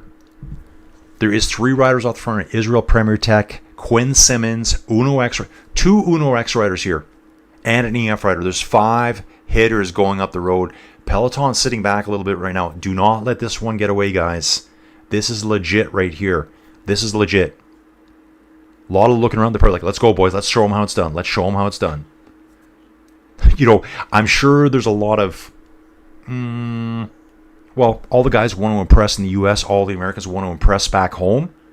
There's probably a lot of the Euros versus the Americans going on. The Euros are coming across racing on American territory. There's probably also a lot of Conti guys wanting to hang with the big boys. So it's going to get pretty rammy, folks. Getting rammy real quick here. And here we go. We're finally seeing it. An attack by 5 riders in the Peloton. Quinn Simmons is the only one showing. There's at least 2 Uno X riders there. There's also an EF rider in the mix. 5th rider, I couldn't get a picture on him, or my eyes would not dial in time. Time gap has dropped 52 seconds over the last 10 minutes. They're winding it up, folks. And there has been some chitty-chatty between the 2-door rider and Oscar Sevilla at the front. Yeah, so RM. Here's a good story, guys. Matty Heyman, I think he won the 2017 Paris-Roubaix. And maybe he did have a collarbone injury. He probably did. Peloton's brought the 5 back. Peloton brought the 5 back, guys. Doing bottles here now. Grabbing bottles on this little uphill section. Kind of like the hill before the climb into the park. Another attack by Uno X here. Going off the front now. Now, he may be just moving over to grab a bottle. Sometimes I see that a lot. Attacks, moves to the right. No, bottles are over. Bottles are over. Quinn Simmons reacts. This looks like Quinn to me. Is that Quinn? Hard to tell with Quinn wearing the U.S. National Champions jersey for Lidl Trek and the U.S. National team being here because their jerseys are similar, I think. Going across the big bridge now. 2-door pulls up beside their rider. It's like your typical downtown, too. There's some really nice spots. There's some areas that are pretty industrial looking. Not where you want to go sightseeing. Then there's some beautiful parks. But this is like any city. Yeah, Anthony, some days I feel like I don't sleep. Like the nights when I get like 4 hours of restless sleep. Joey Jojo tends to be a night owl, so I hear her a lot. The puppies, the dogs, the animals outside. We have a donkey outside, and he's on high alert all the time. Looks like another attack here coming out of the Peloton again. Uno X and a white jersey dude. That's got to be a Total Energies rider here. They're chasing the motorbike here. Motorbiker, you need to move away, dude. Move away. Everyone will be screaming about this motorbiker here. Wasn't the camera bike, it was someone else just riding there, and that Uno X rider took huge advantage of it. Sat right on the wheel. Kelly Benefits. They're on the YouTube channel right now. So they're one of the sponsors. Athlos is another sponsor. So H&S family of bakeries. Fascinating. So Kelly Benefits was one of the teams that a bunch of the national riders come from. So it must be a well-funded team. Great riders. They make the national team here. On the cobbles here. Some really cool old churches as well. This is right before we get up into the park area. So the park area climb consists of basically 3 little bumps. Even that first bump, I noticed that's where someone attacked. Was on that first bump. Second bump into the park. Third bump over the top in the park. 3 minutes 30 seconds back now to the main Peloton. Attacks will be going off all day now, guys. Right, so again, I'll jump back here. Matty Heyman, was it 2017, guys? 2018, maybe? He won the Paris-Roubaix, and he talks about it a lot. He did all his training for that race on Zwift. So he sat inside all winter long. I think he had a very, very early season, pretty horrendous injury.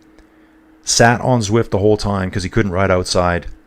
Train, and won Paris-Roubaix. So I know a lot of people will say, well, inside training is not the same as outside. Yeah, you're right. It's not. But inside training can still help you develop a monstrous engine. They're looking for people riding inside now. Zwift has a whole program now, guys. So does my Whoosh. They'll have the Zwift train. It's called Zwift Academy. Type in Zwift Academy on YouTube. They look for riders on Zwift. They have a Zwift Academy races. They fly those races over to some training camp somewhere in the world. I think they've done it for 4 years now. One of those riders gets a pro contract. They can look at your numbers and go, wow, look at their 20-minute power. Look at their 30-minute power.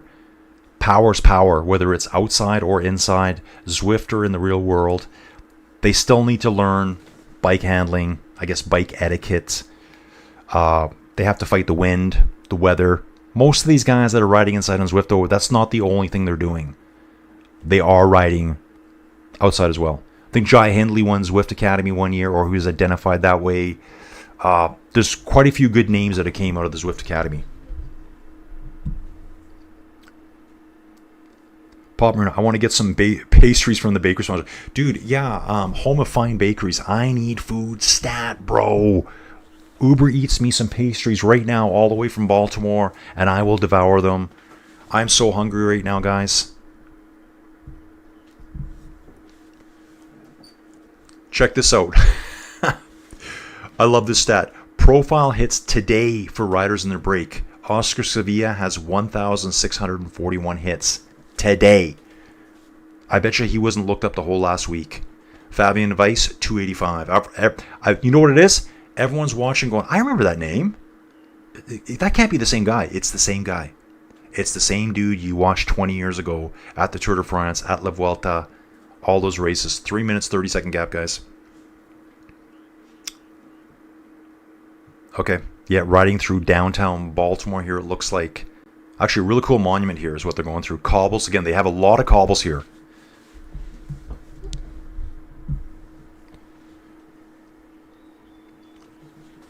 I met Matty Heyman at the Tour de France after his Clasic win. He's a great guy. Dude, he looks cool. Any Australian, super cool.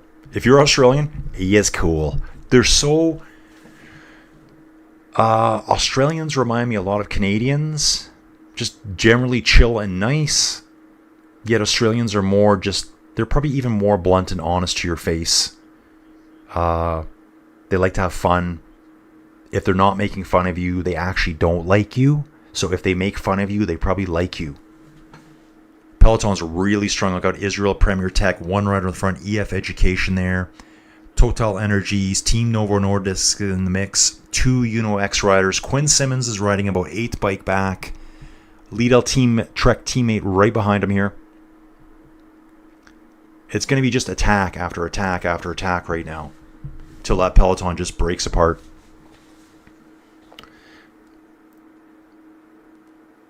Finney is saying a Canadian team wasn't allowed to start to say, what? I wonder why that is. Who would the Canadian team have been?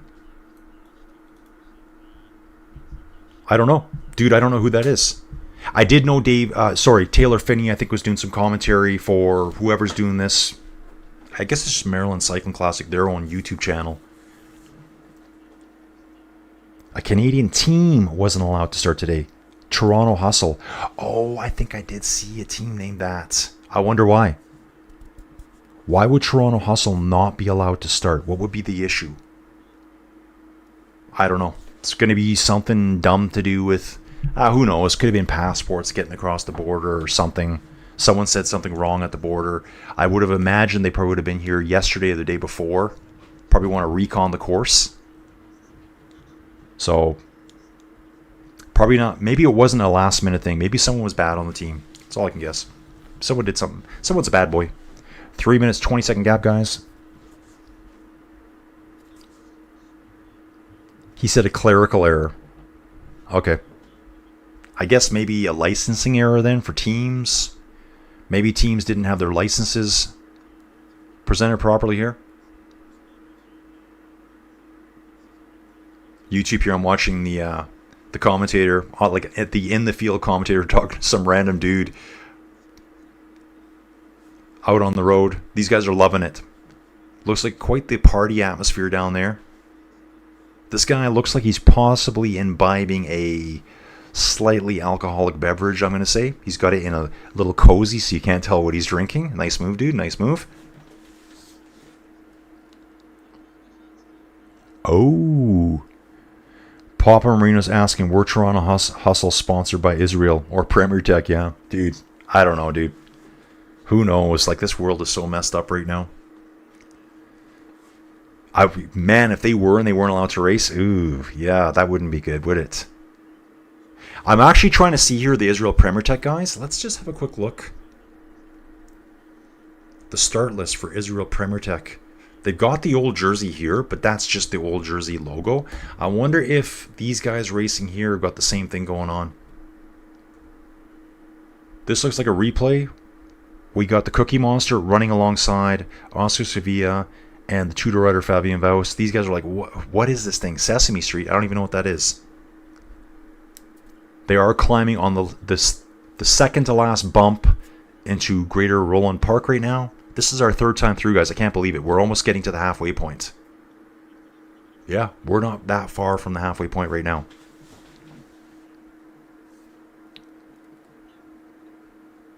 Yeah, possible sponsors, clerical error. Dude, I'd love to find out what the clerical error is that a whole team can't participate at this race.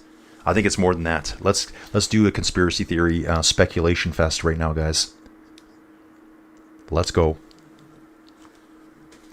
Okay, we got a solo rider here. This looks like a Project Echelon dude right here. We have a Project Echelon rider. It is Project Echelon. So they were like in a grayish jersey with blue arms. Now it's all white, orange, and yellow across the chests. You can see Project Echelon on the leg. This is rider 183 again. This is Brunner again, I think. Is this Brunner again? Nope, Ethan Crane. This is Ethan Crane, this dude right here. Riding Argon 18 bikes. Is Argon 18 Canadian? I think Argon 18 is a Canadian bike. I think it is. Canadian company anyways. Ethan Crane, this dude's the New Zealander here again. You have a quick look at the flag and you don't see a star beneath the Union Jack. You know they're not a New Zealander. Never make that mistake, trust me. Actually, no one's ever given me trouble for it, but I hate to be wrong myself. So he rides for Project Echelon Racing here. And I think he's chasing by himself. That's the only reason I can see the camera being on him for so long. They're not showing. Yeah, he must be right here. Second group, 3:10 back. He's only got a 5-second lead over the Peloton. And here it is. They're now showing it now. I am staying ahead of them, guys. I'm staying ahead of the pros here. Attack by Ethan Crane. Obviously showing up 47 seconds ago. I'm looking at the timestamp. So Ethan Crane getting up the road. Again, don't worry about the jersey you're seeing there. He rides a different colored jersey right now.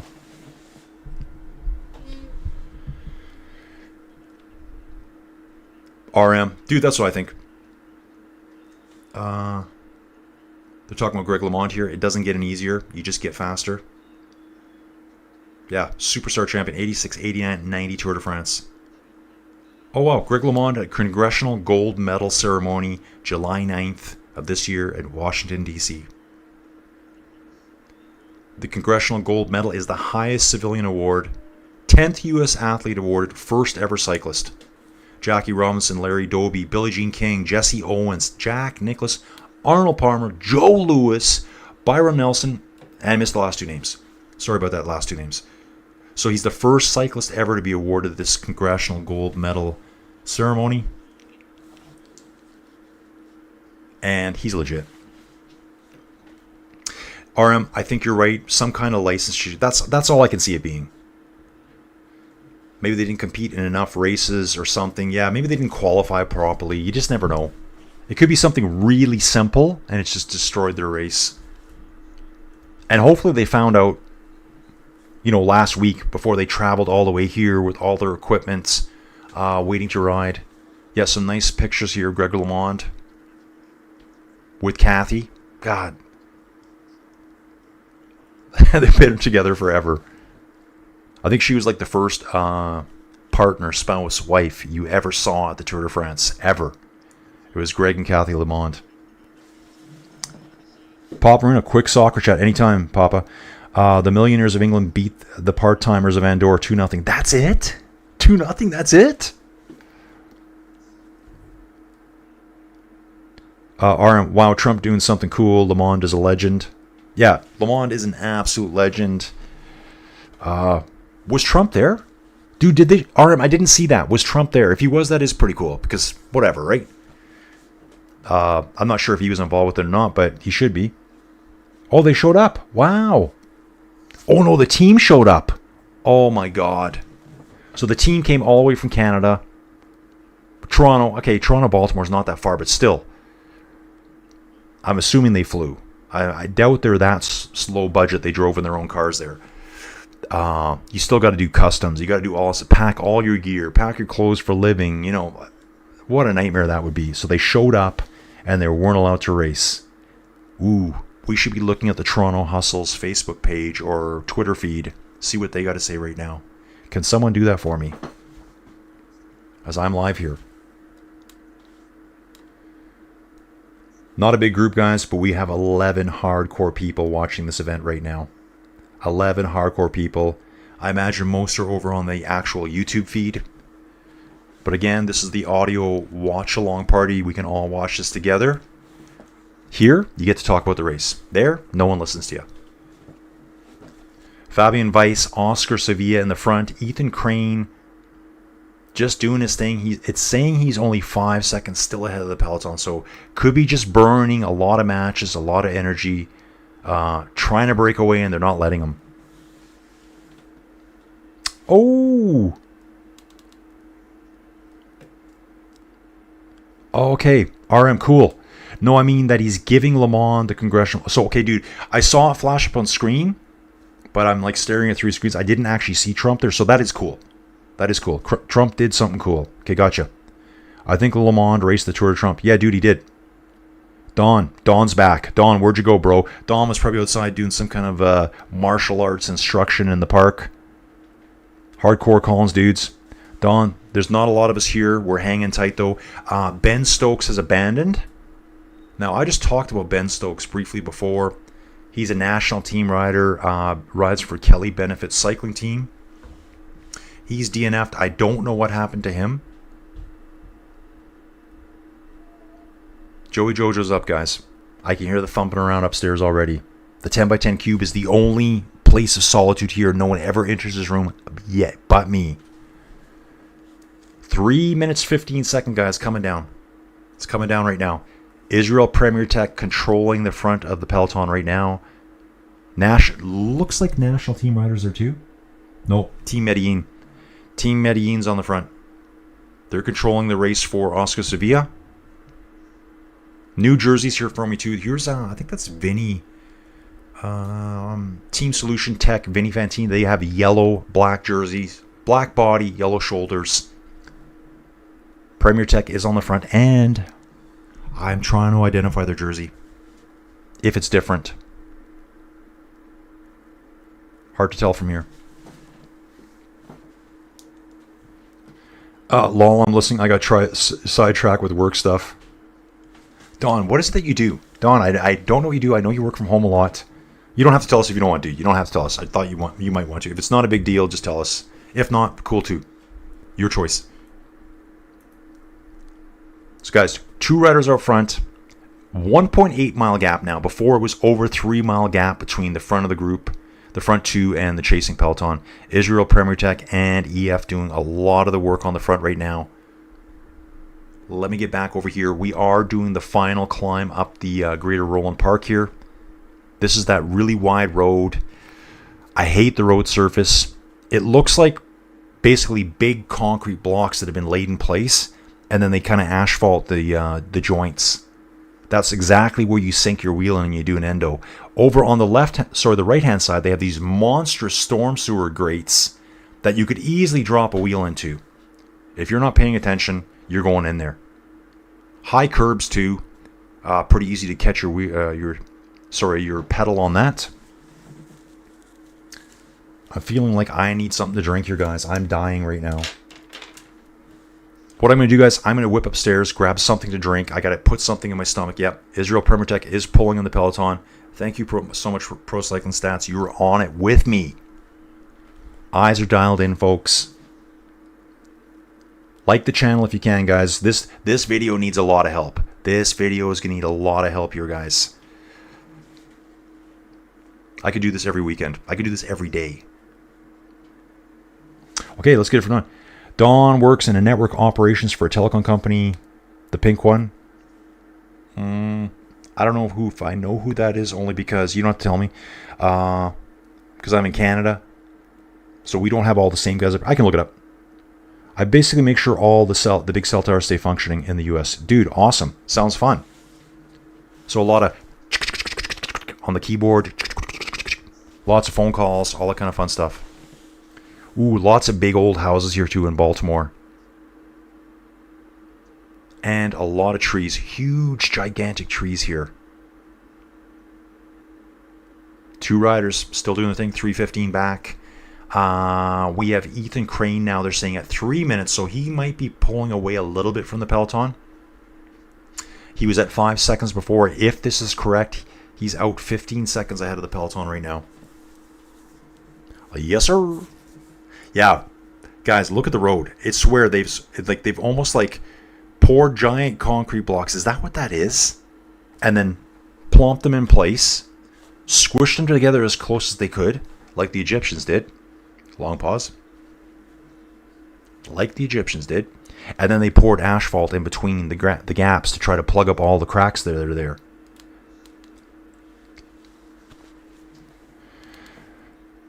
Oh, Joey, Joey, how are you feeling today? Joey's in the mix, guys. Joey has been away from the mix for quite a while, and everyone says hello to Joey every time they think she's here. She hasn't been attending lately, guys. She's in the bad books with all of us.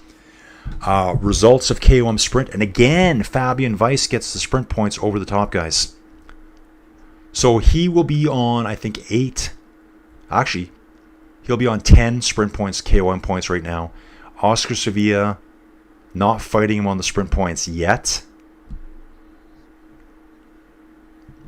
If Fabian Weiss stays away till the next one, I don't think there's any chance anyone can win the KOM over him. He'll capture it early, and there won't be enough points left for anyone to take it from him. All he has to do is finish the race, and he gets to get that super stylish KOM jersey. Yeah. We're now in Baltimore. Joey Jojo, just so you know, I know you're on your fourth nap of the day. Sorry, just kidding. Second, Joey is sick, guys. I told everyone you're sick. This is my second stream of the day. We shut her down. I did the chores. I'm back here. We're now in Baltimore, Maryland, doing the Maryland Cycling Classic, 3rd edition. This is currently the biggest bike race in America right now. Canada, I think Canada might have more racing than America does right now. Yeah, definitely. Because the GP Montreal that's coming up in a few weekends is a World Tour race. That race has been going for a long time. The GP Quebec. There's quite a bit of racing in Eastern Canada. Not so much out in Western Canada. Gastown Grand Prix, that's another race that runs every year. That's been going on forever. Joey's sick. Okay, guys, I'm taking a break. I need to get some something to drink here quick, and I got to eat something real fast. I'll be right back.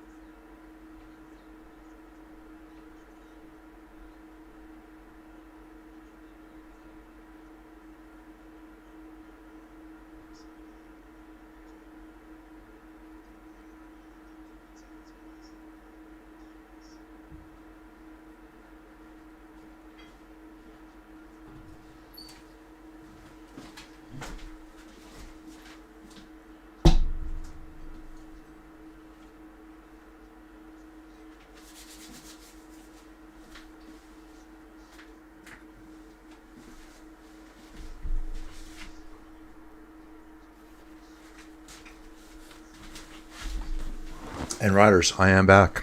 Had to just go quickly build myself a peanut butter and jam sandwich. And I'm washing it down with a delicious Fresca.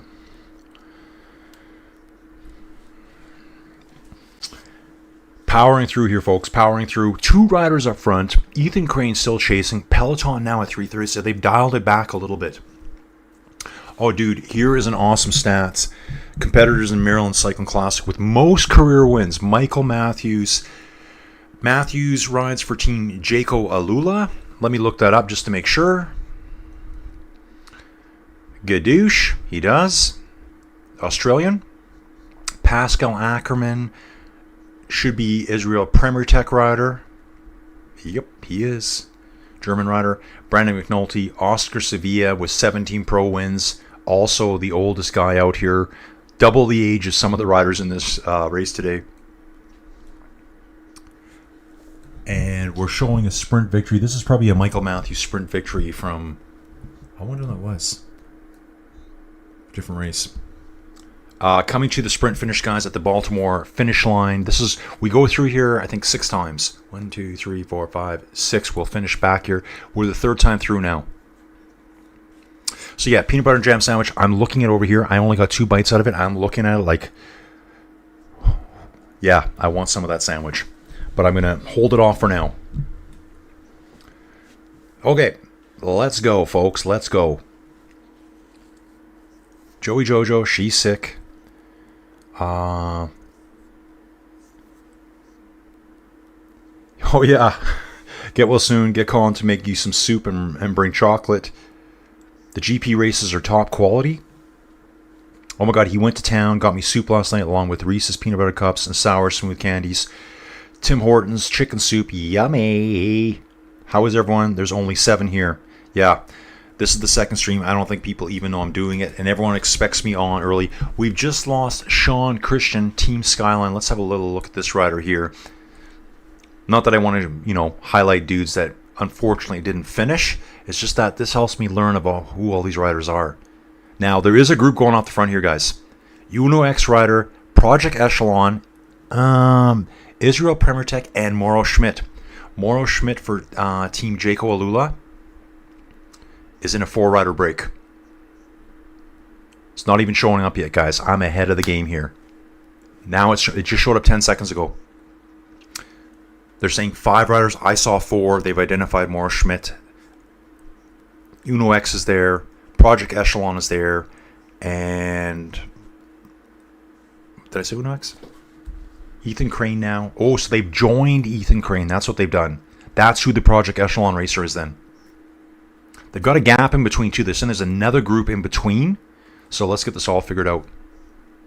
Alfredo Bueno, Simon Clark for Israel Premier Tech, Mauro Schmidt for Team Jaco Alula have joined Ethan Crane here. So Ethan Crane was out front by himself. They've tagged on with him. They're saying that's Group 3. I'm not sure who Group 2 is here. I'll get that figured out in a second.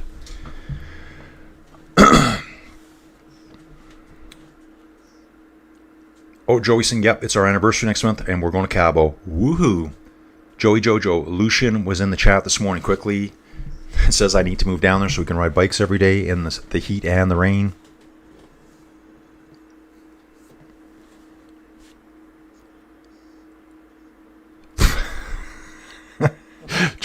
Colin just loves any of you.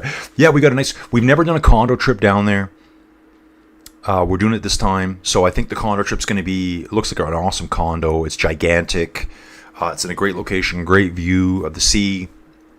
The Costco's right there. There's other shopping nearby. So load up on some groceries for like breakfast and lunch. Then go out for dinner every night. Find some cool Mexican place to go out every night. I just have whatever around the house. Peanut butter and jam sandwiches if you want. You can eat whatever you want through the day. I don't care. Okay, it is showing 5 riders here. They haven't identified the Uno X rider. My guess, it is Jonas Abramson. That's my guess right now. If it is him and they're not highlighting him, shocker. So you can see here, again, the 2nd and 3rd have now just became a 2nd. There was no 2nd group in between them there. That was just the data, I think, coming through from Ethan Crane. Group 3 was actually these 4 bridging on to Crane, becoming one group together. So it's 5 riders together now. Still don't know who the Uno X rider is. If I get a closer look at him, I should be able to figure it out. 2 riders still up the road. Abramson is number 53. I did look at that earlier. So once we get cameras on the chase group, they've got a 15, 16 second gap over the Peloton. That's going to be hard to maintain. They're now through the halfway point, guys. I can't believe I've been streaming this one for 2 hours. I can't believe I have now streamed for over 7 hours today. I need a pizza. Oh, yeah. Is there a mega there? Well, there's the Costco there for sure. There is a Walmart down the road. It's not far. And there's something else down below. I was looking at, that's where I saw the Burger King. On the cobbles, guys. On the cobbles. Fabian Weiss here for Two-Door Pro Cycling. Oscar Sevilla for Team Medellin EPM. Oldest rider in the race. This guy would probably be the oldest. Oscar Sevilla right now might be one of the oldest pro riders out there at 48 years old. A legend from the past. Now showing the Peloton just coming through the start-finish area. Israel Premier Tech EF, Quinn Simmons sitting on the front there. Total Energies kind of riding as a group on the left-hand side of the Peloton.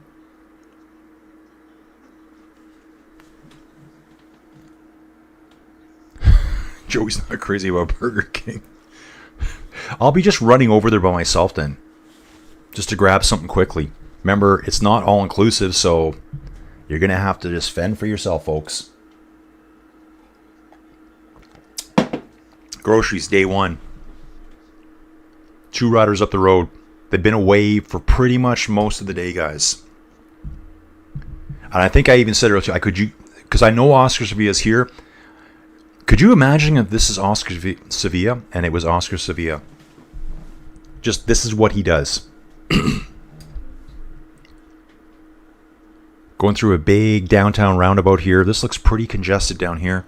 Spinnaker Bay. I think Spinnaker Bay, isn't that a beer?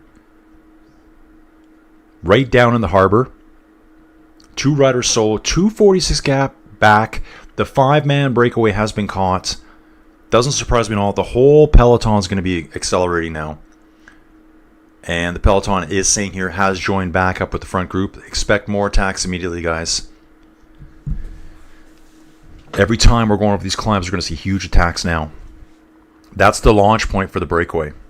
Which one do they make it away on, though? That's the problem.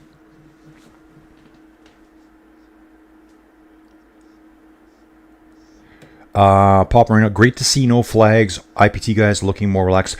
Okay. Oh, no flags. Okay, I gotcha. Gotcha. Yeah, there's no protest here. Which is nice. No worries about getting tangled in a flag on the side of the road. Papa, I've been looking to see a couple of pedestrians running across the road trying to get out of the cyclist at the last second. That was kind of dangerous. I think they were just people walking through the area. I've been trying to see if IPT is wearing the new jersey or not. Just wondering. Is that like team-wide now? Obviously here, they don't need to use it. These cobble sections are pretty brutal. They go from it being really wide and it narrows down really, really fast. What we just went through there on the YouTube video I'm watching, that might be a key point coming up. That happens just after the start-finish. So obviously that will still be quite a ways from the finish line the last time we go through here. And really mixed road surfaces, general road surfaces. Then we go up that hill into the park. I swear, it looks like there's been precast, pre-poured concrete blocks, huge ones, laid down on the road and then filled in with asphalt around all the joints. Road talk, guys. Didn't you know you learn about roads here? We do it all. It's fascinating. 246 back still, guys. Still pretty static right now. Expect more attacks coming. Aaron Smith's here. Aaron, you got good eyes. I can't see that right now. Aaron's saying IPT is in the regular jersey. Fabian Weiss here looks like he's dumping stuff out of his pockets. No, he's grabbing a trail. One just fell out the back. They're on the first little bump. There's kind of like 4 bumps in a row heading up into this park. With the bigger ones coming later, obviously. Oscar Sevilla, Fabian Weiss. Oh, Aaron, did you see them? Mads Anderson here. What happened to Matthias Skelmos? Dude, Mads Anderson, are you brand new to the channel? If so, introduce yourself, please. And also welcome. Skelmos crashed on the cobbles by himself, but my eyes were kind of tuned into it. I saw a water bottle skidding across the road really fast. So I don't know how he crashed by himself. He's a World Tour pro. I think he ran over someone else's water bottle and it flipped his front wheel out on him. totally caught him off guard. He did get back on the bike. Sam Oyman waited for him to pull him back on. Probably half an hour, 40 minutes later, you could see Skelmos riding with his right arm hanging down. Probably a broken collarbone, as Papa Marino said earlier. Sevilla's getting the points at the finish line. So if we look through this, okay, we're not seeing it there. Why is there no points there? Okay, there's no points on the first finish line pass through, just on... Okay, I'm going to figure that out, guys. Sevilla's getting points at the finish line, green jersey points. Fabian Weiss is taking all the other things. So I wonder if they're working as a team here now. But yeah, Skelmos has crashed out.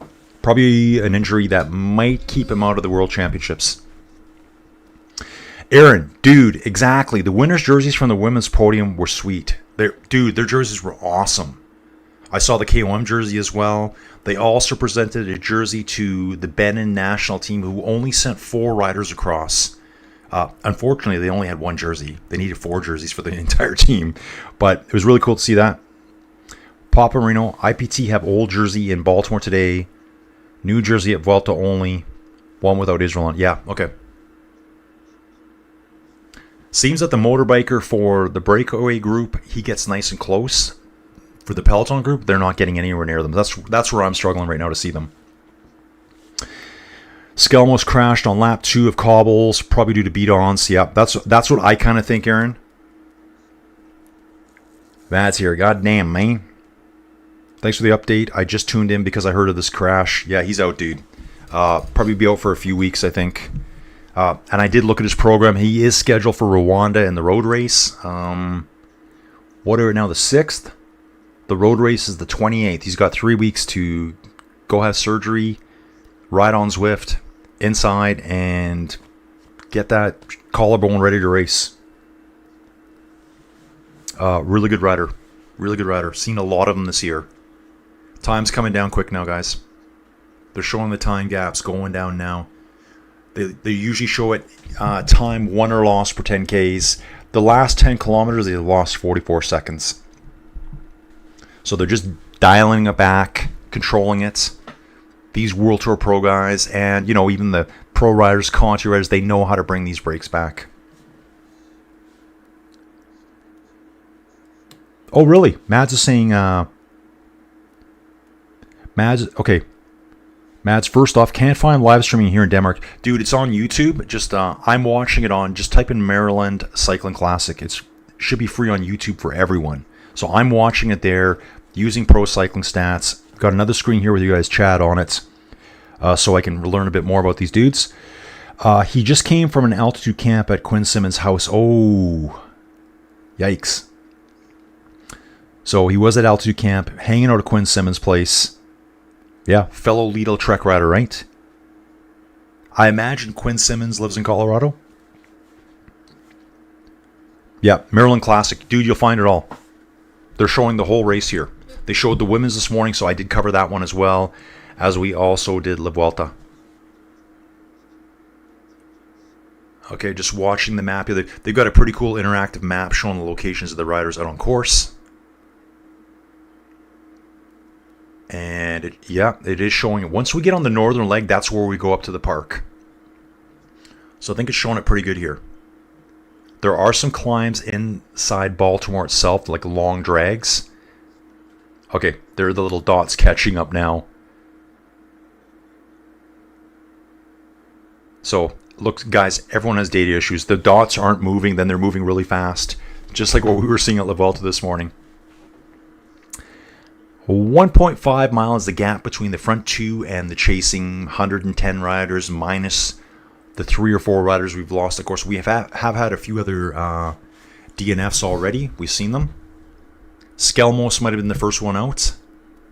I didn't see any other crashes. Now, I'm looking at a group here. This is not showing up at all. This could be the back. Let me just get this figured out, guys. I'm trying to figure out if this is just a group at the back to the front, so it doesn't, I have no chance to figure out what was going on there. I'm not sure if that was a biker way out the back, but a motorbiker way out the back, that doesn't seem right. I think there's a breakaway trying to off the front of the Peloton right now.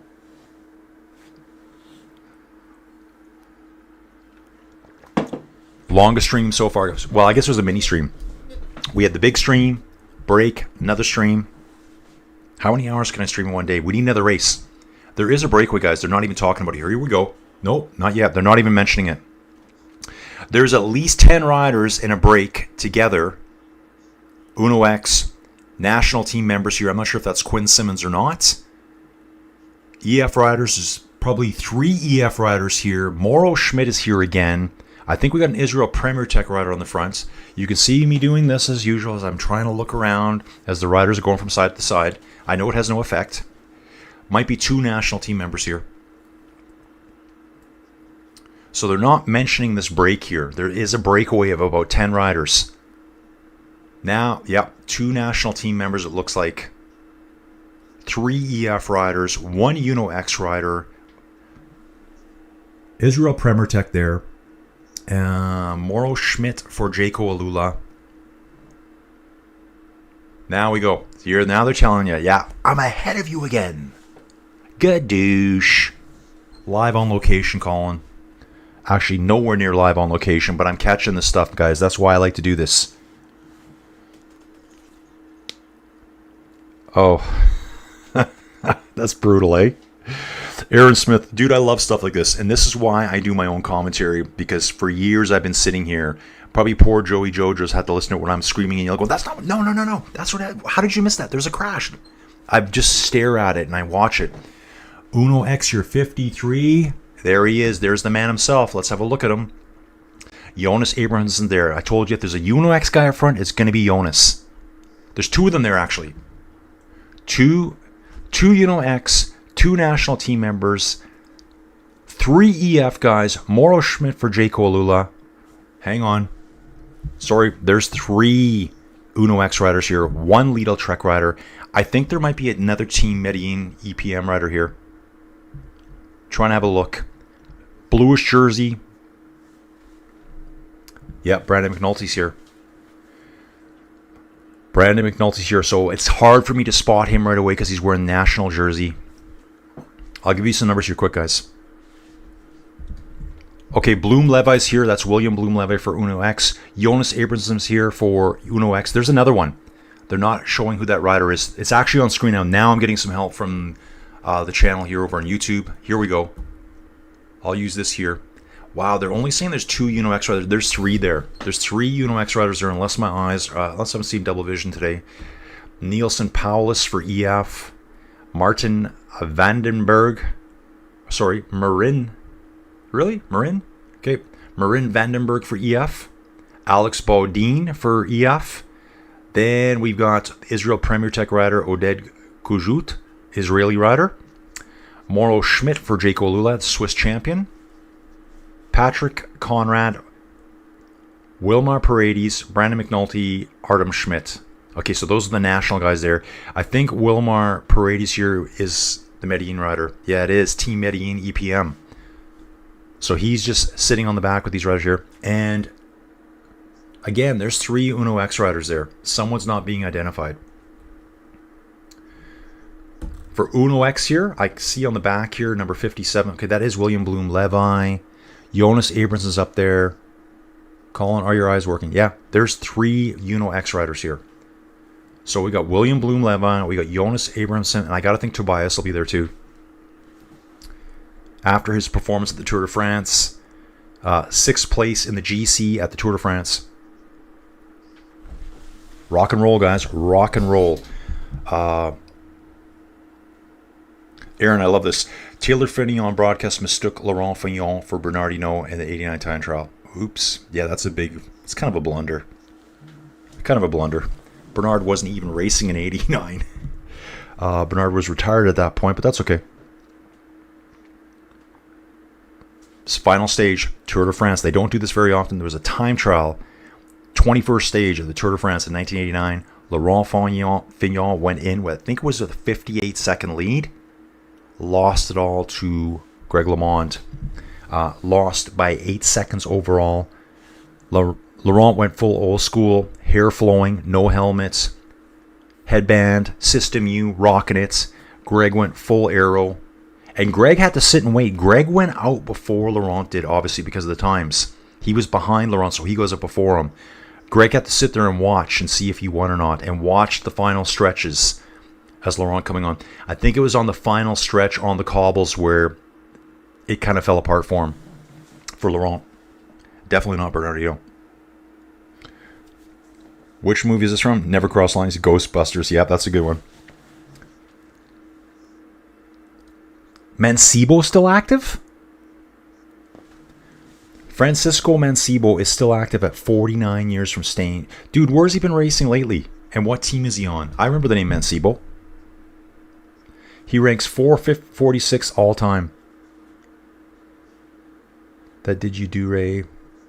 I think Abramson is in the attack. Yeah, Jonas is for sure. Jonas, I saw number 53. I've seen William Bloom-Levy. I don't know who the third rider is. There is 3 there. Are they identifying? They're still not identifying them. They're saying there's 11 riders in the break. Artem and Brandon are national team riders. Paredes here is Team Medellin EPM. Patrick Conrad is Lido Trek. Schmidt here is Jake Olula. He does ride in the red jersey with the white cross on it, so he's hard to spot. Don't look for purple. Israel Premier Tech, easy to see with their jersey. 3 EF riders, and there was 3 Uno X riders. There still is 3 Uno X riders. There's a third one there. There's a third dude there for Uno X. Get the camera close enough, dude. Get the camera close enough. Uno X is riding the front, guys. Yeah, they're clustered in a group of 3 right on the front.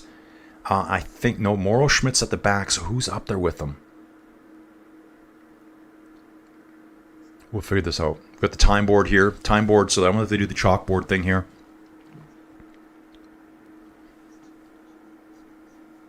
Abrahamson versus Paulus in the last 5K would be awesome. Yeah, it would be. And like Abrahamson, watching his racing this year, the guy is fearless. He's never afraid to go on the break. And he generally makes them stick. So 57 is Bloom-Levi. I know that. That's William Bloom-Levi on the back here for Uno X. And yeah, it's plain as day. There's 2 Uno X riders up the road. Not showing up here. It is raining. It is raining on course, guys. Yep. Front 2 riders, definitely raindrops on the camera. Not behind, though. So they're going to be getting into the rain. Those manhole covers are going to become super sketch. They will be like skating rinks. The roads at first will be slippery. They're actually wiping the camera off, so it's raining enough now. This motorbike that's chasing is sitting behind them, so he's never getting to the front to see these riders. But I saw 53 earlier. I'm just trying to... There's 53. The numbers here are better than that World Tour. You could spot them easier. Papa, Uno X traveled a long way for this. Papa, was it you telling me earlier? I think that was what Jonas said. We traveled a long way for this race, so he's here to win. Oh, correction. What did you do, Ray? Oh, the Stay Puft Man. I haven't seen that movie in so long. Yep. Uno X can put an anchor on the back and put 2 on the front. Yeah, it is getting rainy. Okay, there's 57. There's 53. The other one's still just not showing it. We've got, 159. That's William Paredes. Sorry, Wilmar Paredes. 193. That will be... Okay, guys, let me figure out who these all are. 193. That's Brandon McNulty right there. Raining, but it's not heavy. It's not heavy yet. Let's hope we don't get the thunder and lightning they've been talking about. Teams not in the breakaway. No Total Energies, no Novo Nordisk, Skyline, Project Echelon, or Team Solution Tech, Vinny Fantini. So those 5 teams have missed out on the break. They're less than a minute behind, though. They're about 50 seconds behind this big breakaway now. Time to make a move, Peloton. There's enough firepower on. So would we say there's about 112 riders at the start? There's at least 90-something plus riders behind chasing that should be able to pull them back if they really try hard. Now's the time.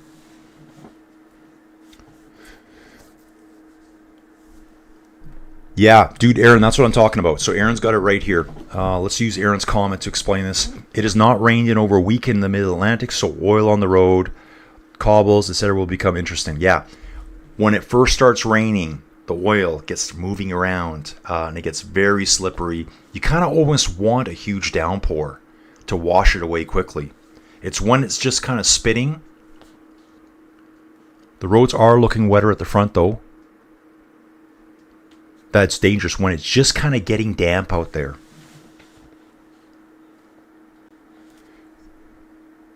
Okay, so this is Swoosh Kid. Team Matrix Power Tag. It looks mostly racing in Japan, although he did start in a Spanish national road race this year, but DNF'd. Swoosh Kid, awesome.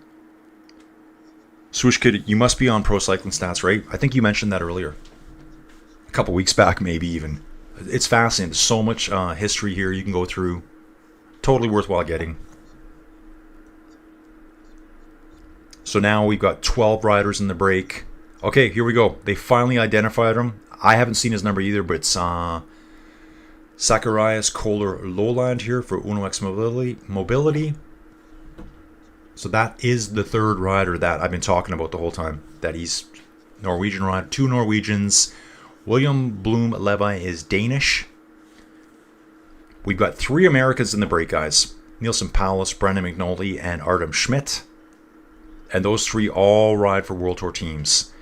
McNulty is with UAE, Artem Schmidt's with Ineos Grenadiers, and Nielsen Paulus is with EF. Alex Baudin here. Nice break. This is a strong breakaway group here, guys. Very strong.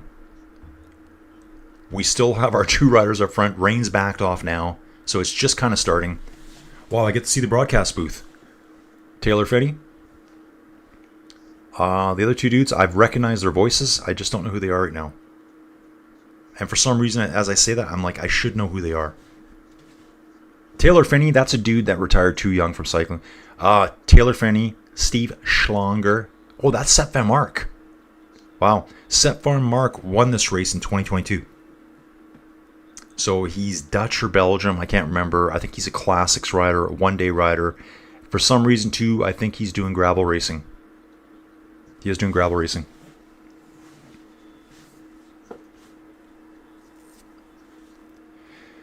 Dawn.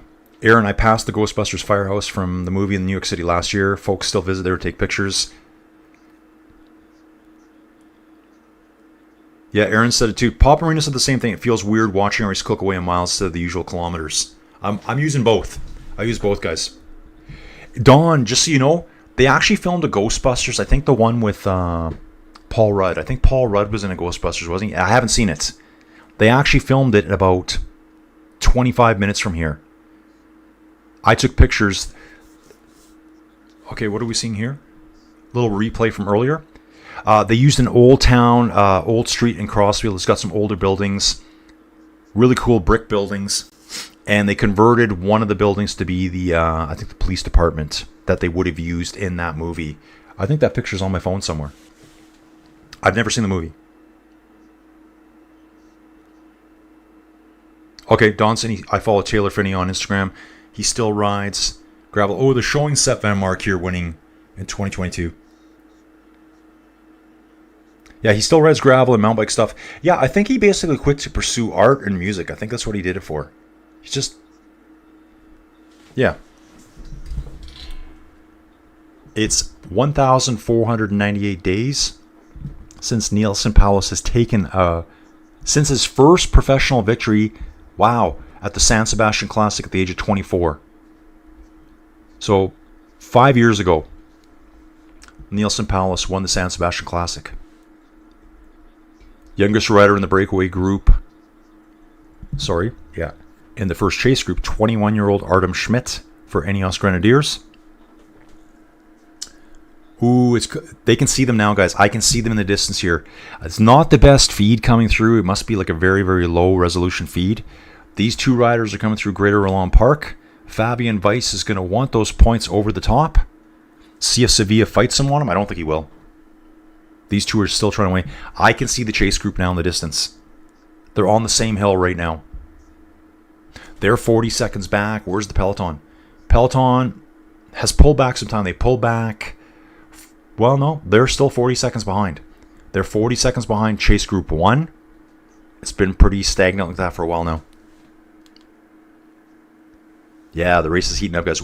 We're in phase 2 of the race, guys. Phase 2 of the race is starting.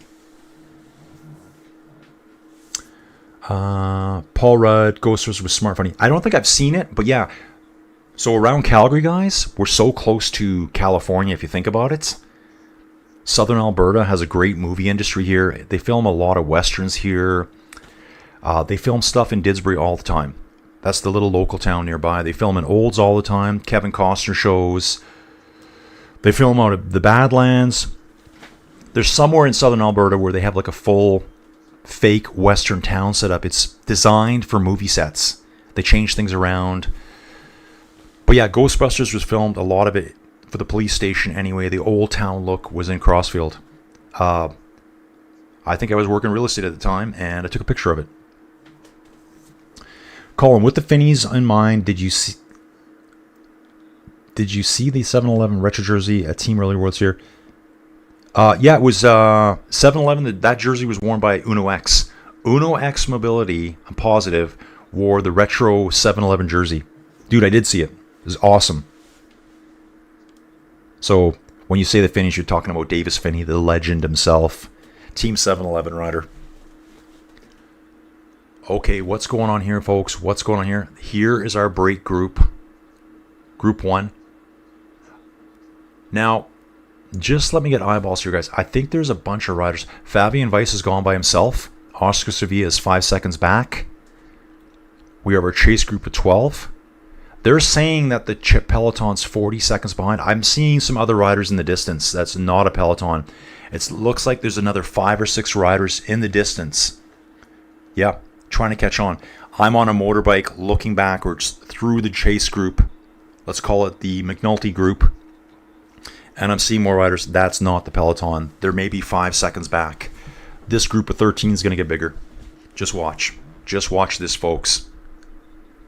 I don't know what YouTube's telling you, but that's what I'm seeing. I kind of like to do this by myself and not hear the commentators at all. It really throws me off, honestly. When I first started doing this, I used to have an earbud in one ear. It lasted about 40 seconds, and I went, gone. Okay, first group. Yeah, so they're bringing them back now. Fabian Weiss will be brought back right away. He's in the group now. Okay, let's see what's going on here. Yeah, there's a ton of riders behind here. 5 rider group here, 2 riders up the road. I think they're all pursuing that group of 13, 14 now. So the 2 up front have joined the 13 that we're chasing, and they are showing rain falling here. Okay. It says there's 14 in that front group. I would have thought there was 15. Weiss, Sevilla, plus 13 others. We may have lost someone out the back. Oh, it's wet now, guys. It's wet now. The roads are wet now, like fully saturated. This is about to get interesting. Those cobbles are going to be a nightmare. Ooh, it is really raining now. Umbrellas are out.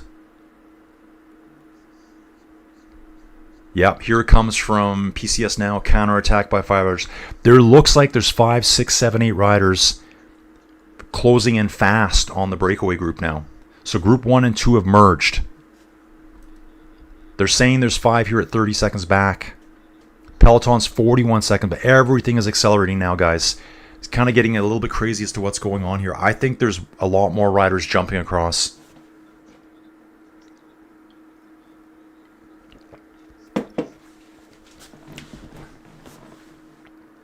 That would be the last Ghostbusters movie a couple years ago. I'm going to try to watch it.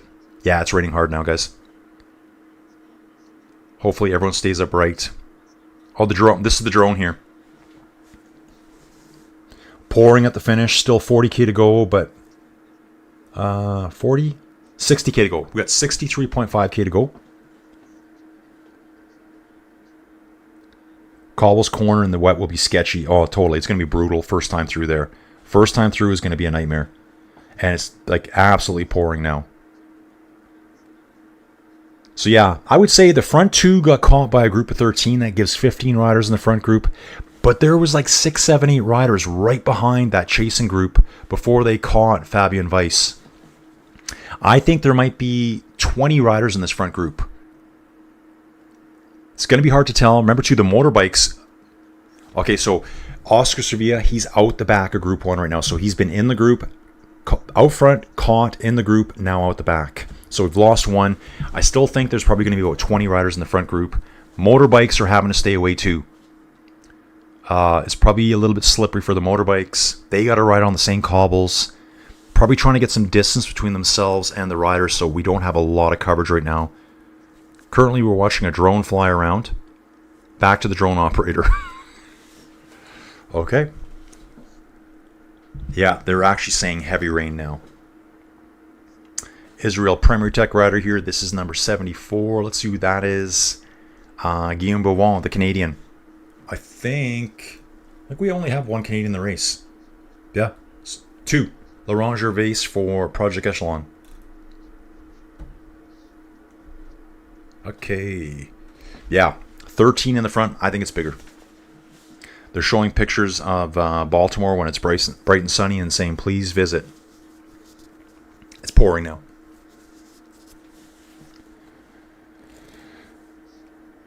Cycling should switch to all drones to get rid of the moto pacing advantage that affects many racing. Dude, there was one earlier today when Sevilla went. Huge motor pacing. It was like almost like that motorbiker didn't know he was on his wheel. This race is going to be for the bravest. Or the craziest. They're showing the graphics now, probably because they don't have anything to show you. The camera bikes are staying away, trying to stay alive in the wet. We're on the southbound segment now, guys, coming to the finish line once again. Yeah, pouring. Crazy. RM saying it's pouring in New York City right now. So just a lot of water coming to the area. And I think it was RM saying earlier that it hasn't rained here for over a week, so the roads are going to be pretty gruesome. The cobble sections are right after the start-finish. So after we go through the start-finish here, that's where Skelmos, I believe, crashed on the second lap earlier. So it's like in the downtown district there, like right near the harbor. There's a big section of cobbles there. There's quite a few sections of cobbles, actually. Motorbike was surprised a 48-year-old would attack. Yeah. Well, the camera bike was looking back, and there was a motorbiker on the right-hand side just sitting there. Doo-doo-doo. With them, the two of them just on his wheel the whole way. I find this one, the motorbikers are staying away a lot. It actually makes finding out what's going on pretty tough. Here at the race, yeah, they must... We've got camera feed on YouTube. You guys are watching this of the finish line. It's like the drones are probably down because of the rain. Are they? Would they be down because of the rain? Probably. The motorbikes, maybe it's too unsafe for them. Oh, here we go. We're about a kilometer ahead of the group right now. They're staying that far away right now. All I see is a bunch of riders coming at us. The police are out in force here, flashing the lights. This is going to be... I wonder if this is going to turn into some kind of crazy finish to this race. They'll end the race. No one will know it's ended. Do they end the race if there's lightning strikes? Probably. Yeah, it's kind of lashing down in places, guys. You can see like bands of rain coming down. Okay, we're with the front group now. Here's the leaders. They're saying there's 20. Guys, I said there's about 20 riders here. There was never 13. There was never 13 riders here. There was at one point. They picked up 2. There was somewhere between 5, 6, 7, 8 guys coming from the back. We've lost Sevilla out. Do some rounding. You got about 20 riders. They finally tell us. Thank you. So there's more riders here than what you're seeing on PCS, guys. There's 20 riders here. That's what we're hearing from YouTube. Here they're saying 14 now. Latest rider to get there, Sandy Desjardins for Total Energies made it up there. So teams that have no one up here are sending riders up here. They've probably been chasing the whole time. But again, it's 3 EF riders, 3 Uno X. Fabian Weiss is still hanging here. Ooh, sketchy braking on the downhill, guys. Remember, this is a downhill descent into the harbor. Yeah, they're going about half the speed they were last time they came through here. Filippo Zanna is with Mauro Schmidt. One's in purple, one's in the red jersey with the white cross on it. That will be Maurice Schmidt, the champion of Switzerland. Patrick Connor is our lone Lidl Trek rider. Wilmar Paredes is the only thing left for Team Medellin EPM. Sevilla went out the back. Then 2 national team members, McNulty and Schmidt. There's more riders here that just haven't been identified yet. And it is smashing down now. Smashing down like it's like bouncing off the road kind of rain. If you don't like riding in the rain, you will not like this. If you want to feel like you've been dragged through the Atlantic Ocean behind a boat, you won't like this. Yeah, so now they're saying around 20 riders in Group 1. So we got that going on. There's going to be some wrinkly toes after this one. Absolutely. Yeah, holy crap, the rain's so bad. Stay safe, guys. Yeah, guys, the visibility's dropping. They're showing the finish line I saw before. I can barely see the end of the road that I was looking at before. Umbrellas out, pouring rain. It looks like the wind is whipping really hard too. There's some trees nearby just whipping everywhere. Insanity. It's like a fresh breeze. Fresh breeze that we see in Denmark. Yeah, exactly, Aaron Smith. This is epic. Exactly, Arm. This feels like we're watching a Belgian classic early in the spring. Just absolutely destroyed. See all those guys in the chasing peloton? All these guys that are way back here, they're all DNFing right now. They're going to be going back. They're going to go to the finish line and they're just going to say, I'm done. I think that's what happens a lot. There's no way they can chase back on now in these conditions. I think we're going to see probably a situation where we're going to see a very small group of finishers. Oh, like they're just babying around the corners. You have to. This is epic. Dude, I bet the ladies' peloton is smiling in their buses at what's going on now. Yeah, Tony C. Wow. 18 watching, 18 likes, hardcore Colin fans today. That's right, guys. Only the strongest of the strong are still here today. The strongest of the strong cycling fans. Thunderstorms and lightning predicted. Yeah, I saw that earlier. That's from Papa. Dawn, I love this dude. You're right, though. Riding in the rain makes it easier for non-stop nature breaks. Yes. Okay, one of the national team riders is falling out the back. Not liking this rain. That was Artem Schmidt. Artem Schmidt was like, I don't know. He might have been pulling over. Uno X rider with mechanical. Looks like they're in the start finish line area here. No, they're away from it. Team car was nearby, so I don't know who that was there. Gonna figure that out. 58 is still there. Okay, guys, give me a second here. I gotta figure this out. 58 is okay. That's Roland. So that could either be Tobias or Jonas. Might have had a flat tire back there. I gotta see who's left in that front group. So there was 3 Uno X. We've only got 2 left in the front. This looks like Tobias to me. It's not Jonas. I don't think it's Jonas. Yeah, rough road surfaces, guys. They're bad enough, and then they hit the cobbles. Back to normal surface. It's constant changing of road surface as well. Sketchy. Yeah, fresh breeze, light sprinkle. They've got it all going on here today. You know, it's crazy though. It looks like the sun's trying to break through. So it's like rain smashing down, and I can see the shine off of the sun. Just a little bit. There's actually shadows on the road. So this might clear out. I'm not even sure if this is the Peloton or that's not the lead group anymore. It's too big. Try to get this figured out here. The hardcore fans, much like the people that are hardcore in the channel chat here, are out in force, slapping the banners at the finish line. Lidl Trek, Israel Premier Tech. I'm trying to see who's who here. Uno X. This is the Peloton chasing. There's not enough Uno X riders in this group. There should be 2 to 3 riders in this group. All the team cars are back here too.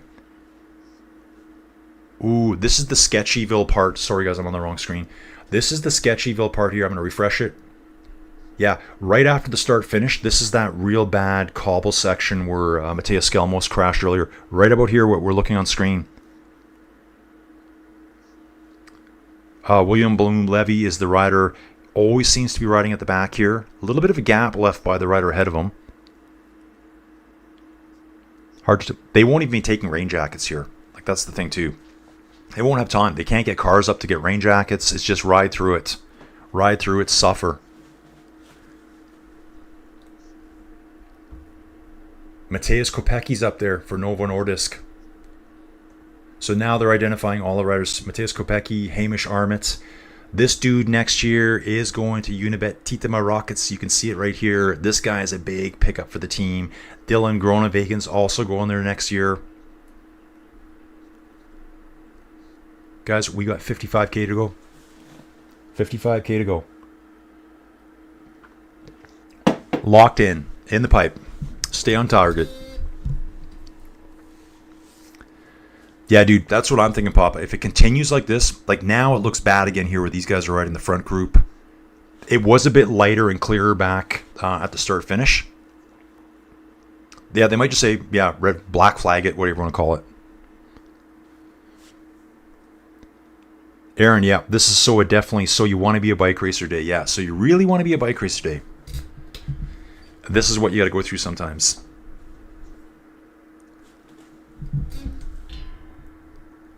Okay, some good teams represented here. Oh, who's this?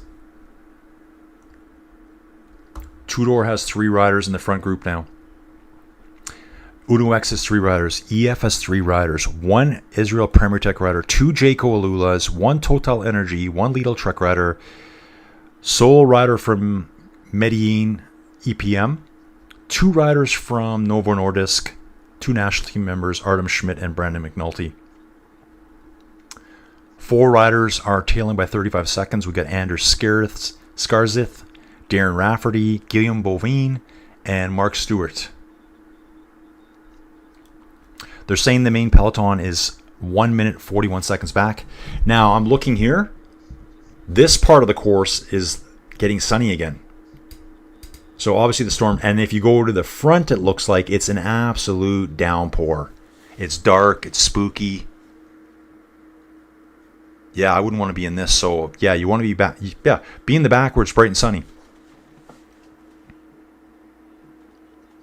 Yeah, the rains. I think the rains have calmed down in places. This front group though, ooh, this looks terrible. Mauro Schmidt. Oh, they're showing the sprint standings. So Oscar Sevilla got 8 points in the sprint standings. Mauro Schmidt got 4. Fabian Weiss has 4. We've been through the sprint point 4 times. Sorry. Yeah, it would be 4 times. So they must have had points on the first one. Unless they're combining. There's KOM points too. I'll show it to me here. KOM 1. Weiss got 2 points. 4 points the second time through. 4 points the third time through. 4 points the third time through. So he has a total of 14 points in the KOM, Fabian Weiss. He just needs to finish the race. No one can touch those points now. There's not enough points left for anyone else.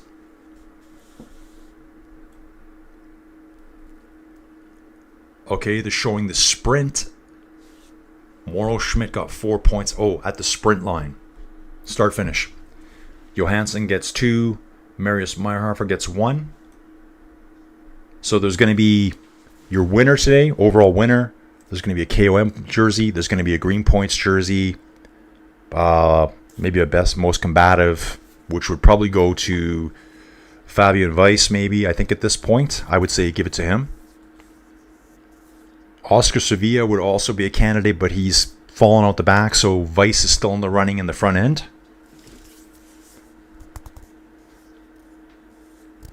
Tony C, they are literally cycling through some almost flooded streets. Oh yeah, totally. It's horrendous in places, this race. F1 races would have stopped an hour ago, I know. Nowadays, F1 just, there's a fresh breeze, we got to quit. F1, yeah, not the same as it used to be. Can you imagine getting all that road gunk in your mouth as you were trying to catch your breath? Yeah, exactly. They're sucking it all in. I saw a good question during the Tour de France. They asked 2 commentators, Why do the riders spray their water bottle before they take a drink? And they said, oh, they're trying to reduce weight. No, they're not. They're trying to rinse out any road gunk that's at the top of the bottle before they put their mouth on it. They always do that. They'll spray it out. Sun breaking through, guys. The sun is breaking through now. The storm cell, we're riding along the edges of it. This will be the lead group here. Yep. The sun's out. Shadows are out. Slap some Banana Boat 40 on, guys. Break out your white thong. Let's hit the beach. Let's go. This is the finish. Guys, I couldn't even see the finish line before. I couldn't see it. Now I can see it. We're heading back out, though. We will be heading north here soon up to the greater Roland Park area. Riders coming through the start-finish right now. They don't seem to be in any hurry. I wonder if they're just going to DNF it here. Hard to tell. Like, they're not... I can ride faster than that. They're coasting. There's an 8-year-old on the side of the road that's out sprinting them right now. I'm looking to see if they're going to pull over. Pedestrians walking. The pro cyclists are waiting for pedestrians to cross the road. And actually, you know what? That looks like Quinn Simmons. I can see a lot of man bun going on. It's Quinn Simmons and a teammate. They're not even moving. There's people walking all over the road here. Is this the start? Is this the road course or is this a side area? This is insane. Can you guys see this? Cycling doesn't stop for rain. That's right. I think the lead out trek rider just threw something out of his back pocket to people behind him. We're going to have a very reduced finish here today, guys. Yeah, right here. Right here. 40 seconds ago, Quinn Simmons just abandons the race. Probably with his teammate. But, you know, they could get... That storm could have been ice, like, in between the two groups and just killing the guys behind. They lose a minute or 2 minutes at this point, the race is over. You're never getting back on. So, yeah, I just saw Quinn Simmons, and the way he was riding, yeah, I could have out-sprinted him. Likely radios are not working, so this is back to pure racing old school. Yes. Yes, dude. A rainbow for the race would be epic. Sunshine on my shoulder makes me happy. Yeah, Quinn's out. Someone else is out with him, too. The way they were riding there. Hard to tell Quinn from a distance, too, with that jersey. Yeah, the roads will be even worse now. Captain America, he's parked it. So they were at the finish line. There's still dudes out here racing hard. We got 21 riders in this front group now. 5 riders chasing. It is Tobias Hansen's out the back, so he must have had the flat tire earlier. Yeah, he was in that front group. That's the dude, Tobias Johansson here. Finished 6th at the Tour de France this year. 6th in the GC. Epic ride. Like, incredible performance by the whole team. We still got Jonas up front, though. We got Jonas up front here. There's 3 riders up front there now for UNO-X. So earlier on, we had another one join us. Sun's out now, guys. Sun's out. Get the suntan lotion. Let's go. Mix me a margarita. I'm all set.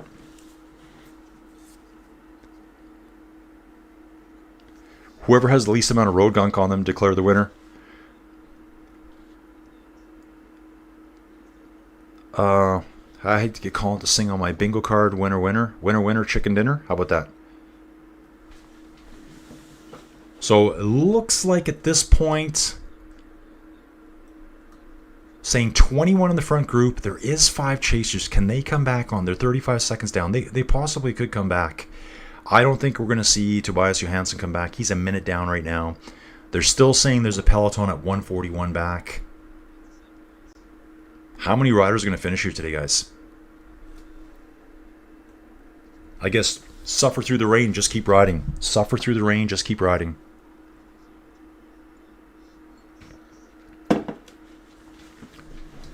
Let's go.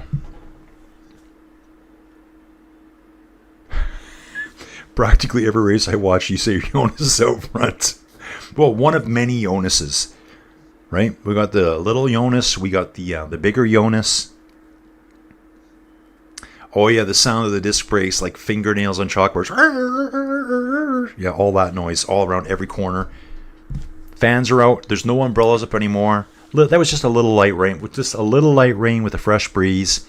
These guys didn't need to quit. Let's go. It says there's 17 riders in that front group. I'm seeing 19 over here. So 2 riders have magically disappeared. They're probably between Group 1 and Group 2, or they are still there. The roads are very wet, but at least they're not getting pounded by winds and rain, possibly lightning. I'm going to give this a refresh here, see if anything changes. I think there's been a ton of abandonments that we're just not seeing right now. And this is where it kind of gets even harder. As the roads start drying, there will still be wet patches that you're not ready for, and you get caught out real quick. So probably going to be some ginger riding for a little bit here.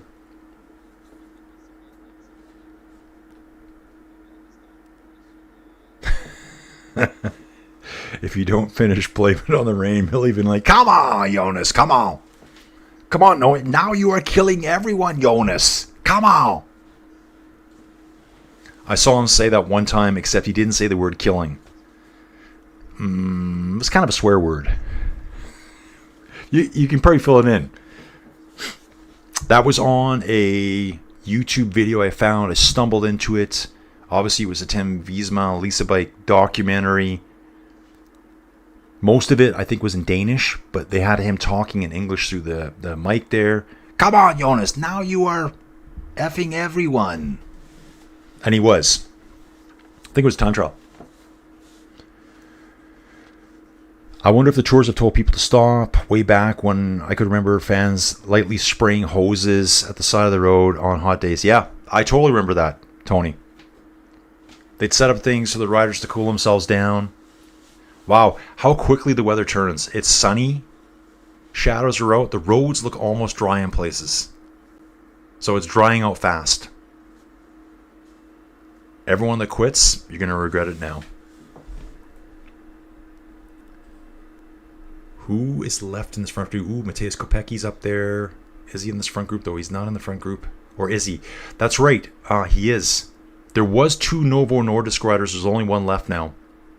I think the other one still might be there. Let me get eyes on here. So there's one. And yeah, I only see one. Just one Novo Nordisk rider left. It is Mateusz Kopecki. And that's a big scoop for Team Unibet Titema Rockets for next year. He's joining I think it's his older brother. Yeah, he's joining his older brother over at that team. Cycling family, that one there. 3 kids. Have a look at them. Mateusz Kopecki. And they don't come from a cycling family, but they are a cycling family. So, Tomasz Kopecki, he rides for Team Unibet Titema Rockets right now. He's 25. He said there was no one here. He says, me and my dad would watch Tour de France together, but that's it. His dad wasn't a racer. He gets into it. Then Mateusz gets into it. And then now Julia gets into it. She's the youngest of the 3. And she rides for a pro team as Team SD Works Pro Time. So there's something in the genetics in that family, I think. We're back to the infographics here. 46 kilometers to go, guys. 46K. Yeah, you're right, Tony. I didn't see anyone doing it either. Yeah, they probably get told, stop spraying stuff. They always get told about smoke bombs as well. I guess the riders, I guess it is a concern. They don't know what's in that water. You know, someone could do something really malicious. Someone could put something in there and it gets on the riders. And if gels were made in Maryland, they would probably be Old Bay seasoning flavor. What's that? What's Old Bay seasoning flavor? Is that like a standard thing there?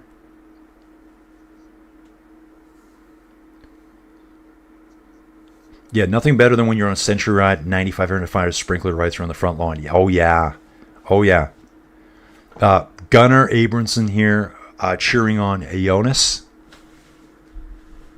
Jonas Abramson, dude, right here. Here he is. Superstar cyclist.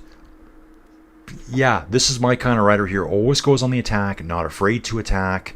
Fantastic at the Tour de France. Fantastic at Circuit Franc Belgio, whatever they call it. Also at, right here, we got it. Circuit Franco-Belge. ADAC Classics, he went for it. Muir Classic Gerardsbergen. We tagged along with that race a little bit. More breakaways out of this guy. We're going to jump back. Look at this. 4 stages at the Tour de France, he went on big breakaways by himself. Or with others. Stage 11, it was a 2-rider break, I think, the majority of the day. So, epic running from this dude. Gunnar Abramson. This is the father of Jonas, by the way. Just kidding. I don't know who it is, but dude, nice to have you on board. How'd you find the channel? Welcome anyways. Popper, I remember when the fans would throw urine. Yeah, exactly. Yep.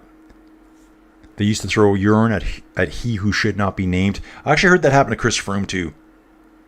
That happened to him. That's why, like the protests we've been watching, we may think it's not dangerous, but can you imagine riding through that mob of people and the stuff that's being said? Like, they're protesters. They're wound up. They're trying to get their point across. They might be agitated.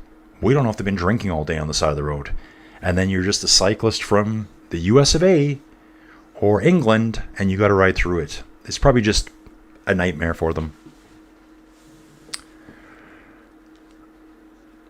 Yeah, Julia's nickname must be the other Kopecky. Exactly. Totally different Kopecky. Not the same people. Oh, Old Bay seasoning is what they put on crabs. Mostly paprika. Okay. I'm going to craft myself some Old Bay seasoning tonight. Maryland is for crabs. The crab houses there are the best in the country. Okay, dude, I knew it was some kind of seafood over there. I wasn't sure what it was. Whoa, the voice is getting crackly, guys. The voice is getting crackly here. We're 43 point. Dude, this is going to be a crazy day. We're going to finish this up. I'm going to go outside and do chores. And then my day's over. Day will be over at that point. And getting ready for another stage of Vuelta tomorrow. Another big day. Guys, the things you learn on this channel, I guarantee you aren't learning this on the YouTube channel. You're not learning this over on the YouTube channel stream of this video. Old Bay seasoning is a patented seasoning from McCormick, from Baltimore, that is best associated with crab dishes like hard shell dinner, crab pots, crab cakes, etc. Great on potato crisps and fries. Dude, the stuff that you learn here, it's mind-blowing. There you know. It's patented McCormick from Baltimore. Potato crisps.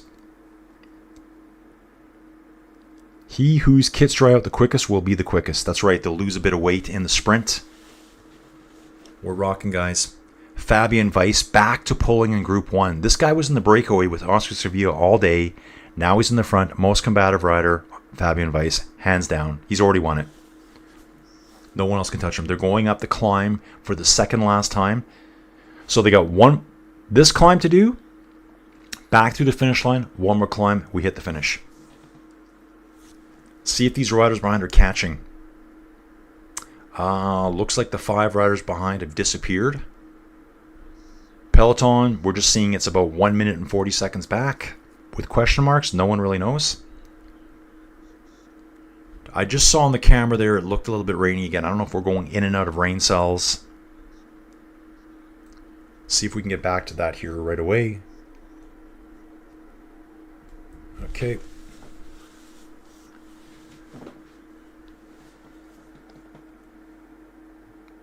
B.O. Spice is another spice mix out of Baltimore. Okay, B.O. Spice. I love it. I love the sound of it already. What is B.O. Spice? I need another really good description of it. But I love B.O. Rooting for Paulus. Come on, EF. Come on! Yeah, with Jonas Abrahamson here, Paulus, Mauro Schmidt is a time trialist. Yeah, it's going to be a pretty epic finish here. Like, it's going to be huge attacks from far out, I think. Going to be, like, lots of attacks. See who can time trial away. That type of thing. Not really a sprint finish, I don't think. I'm not expecting that, but it could be with the weather. The road is dry in places now, guys. The road is dry in places. What number is Nielsen Palace? He's number 63. Kind of strange here. Some teams start with team number 1. The rest of them are all starting with 3s. Look at this here. Larry Warboss. Tudor Pro Cycling. He's 31. None of the other teams have a 1 in the name. They're all 3s for some reason. I guess they just changed that along the way. I don't know. Just how they do it here in Maryland. Old Bay. I'm going to Old Bay it all up.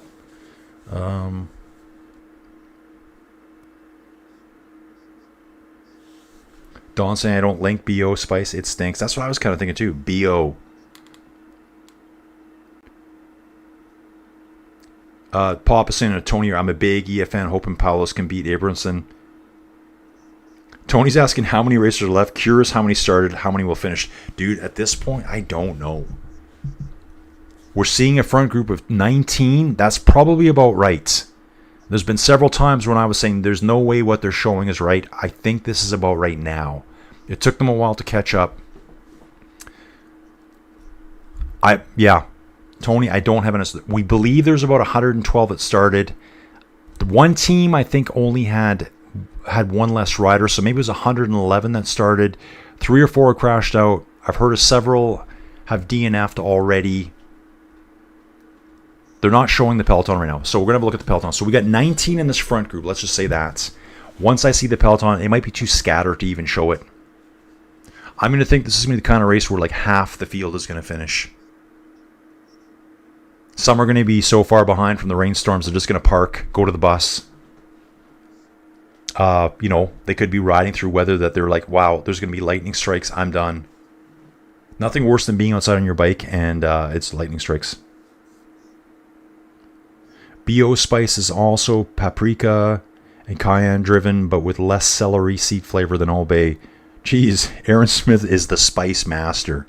We have a spice master, guys. Another segment of the Inside Cycling World podcast will be Spice Talk. We talk about all our favorite spices, seasonings. We know we've got the poutine talk, geology talk, geography talk. Now we're going to have spice talks. Aaron, you're in charge of that. What's more important for Paulus? Motivation, desire, aerodynamics, or legs? Well, let's take a look at Nielsen Paulus here. I don't know what he's done this year. I don't think a ton. However, 6th place at San Sebastian Classic is really good. That is a good finish. But Tour de France, not really a lot. I thought that, Ben Healy was the superstar there. Nielsen Paulus didn't do a lot at Tour de France. Out of that entire race, he got 5 points on one stage towards UCI points and 25 for finishing 47th in the GC. So really, I think Nielsen Paulus could probably say, yeah, I thought I could do better. I think he would say that too. I think he's pretty honest, dude. Pretty, Tour de Suisse, he wasn't really looking spectacular either, but, then there's some other things here. GP Jippingen, which I don't know, in Denmark. Switzerland. That's Switzerland. First place. Eschborn Frankfurt, 4th. 7th at the Brandts Pil. 13 at Amsterdam. Like, these are good results here. 10th at Liège-Bastogne-Liège. 1st, Doors van Vlaanderen. So, he's probably ready for a win. I think he's ready for a win again, guys. Definitely ready for a win. Totally a one-day racer, I think. He's like a one-day racer. Like, can just knock it out of the park. One day. Huge. So, this could be his day, except the only thing, though, he's got to deal with... I'm gonna say the name wrong again. He's got to deal with Jonas. That's his big problem today is Jonas. So, yeah. You know what? Jonas has had a good run this year. It'd be time to see Nielsen do well again. He's got 2 teammates there to help him. Yeah, Nielsen is really good. He is really good for sure.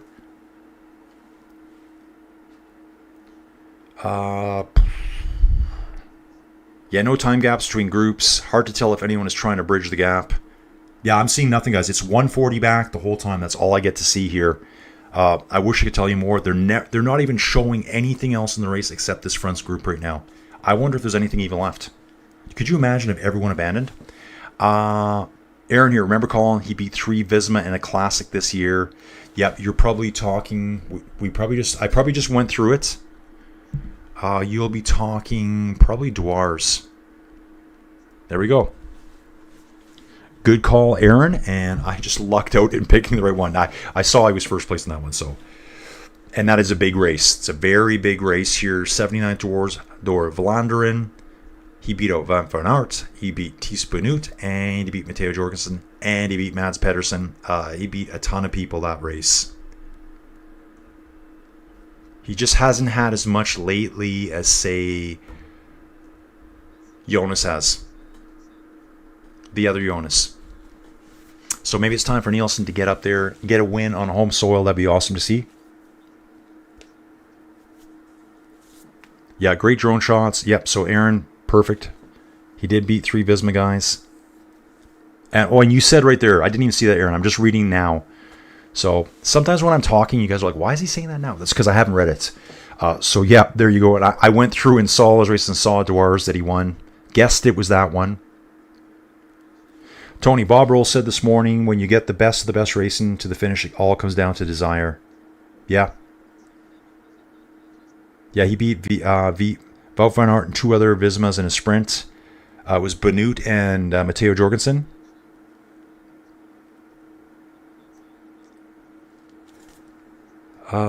Ceteris, what's that? Roll is correct. What are we talking about here? I've lost this, guys. This front group, I think, is having a great time. Just less competitors to deal with. Yeah, guys, they're not showing anyone else.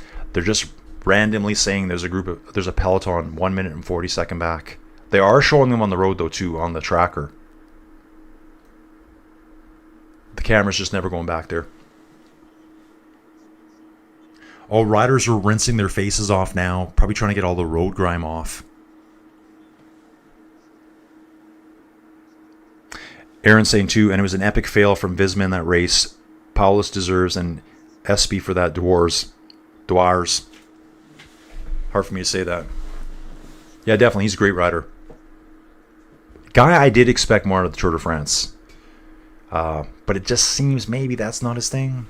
Better at big one-day races. This looks right up his alley.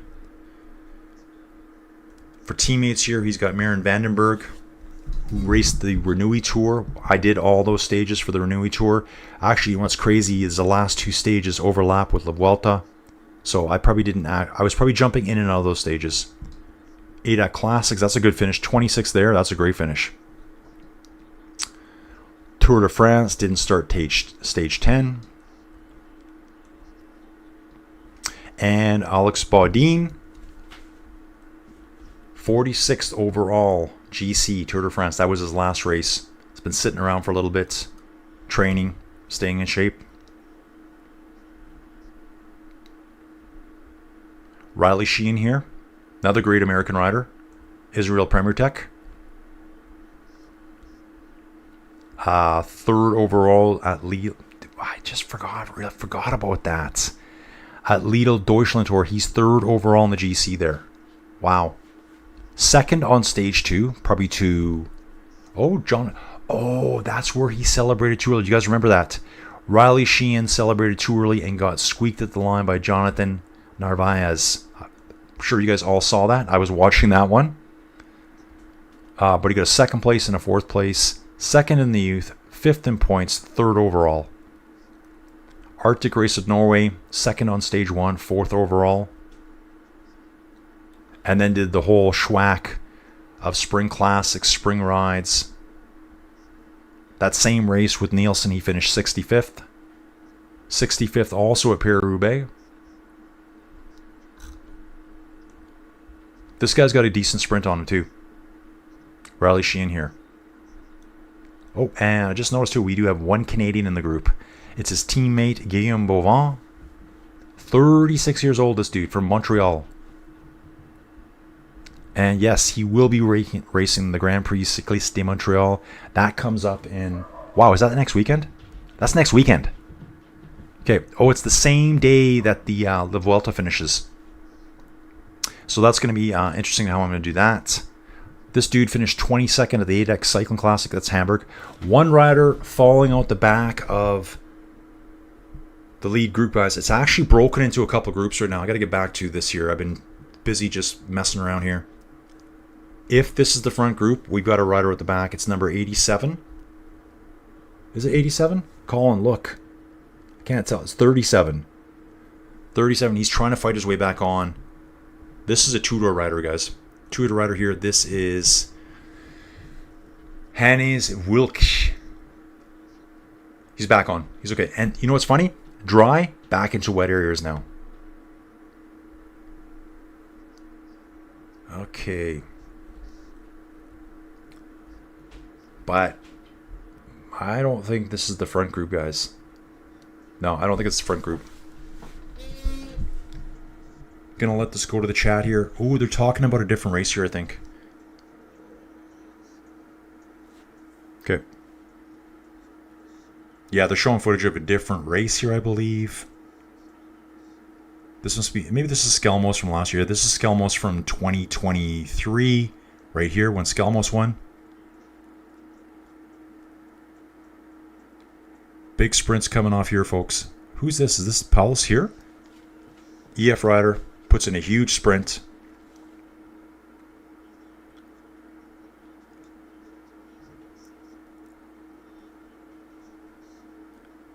Yeah, that's Paulus. I'm pretty sure that's Paulus here. This must have been for 2023. Yeah, it is. They're showing 2023. Okay, it's gone. Showing the replay crash of Skelmos here. Wonder if it was a bottle. I think it was a bottle.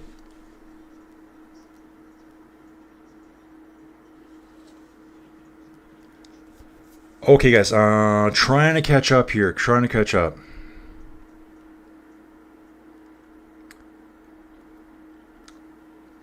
RM, what do you think of the Vuelta stage tomorrow? It's not a mountain stage, guys. It's a medium mountains, but I still think it looks pretty good. Dude, I'm going to look at it in a bit here. I'll talk about it. I think I talked about it this morning, but I can't even remember now. I think I'm going slightly insane here. Ooh. This looks like the front group. I see an Uno X rider on the front. Uno X rider on the front here, guys. Let's see if they're showing any attacks going off. Yeah, the reaction's going off now, guys. The reaction's going off now. Riders are trying to get back across. One Uno X rider pushes away off the front. I wonder who that's going to be. Getting close to the finals. Well, the second last sprint of the day. Last sprint of the day will be the finish line. And yeah, at times I'm like, are they showing us the back of the course? This is the front of the course here. This is the front group. You see one Novo Nordisk rider. I'm trying to guess who's where.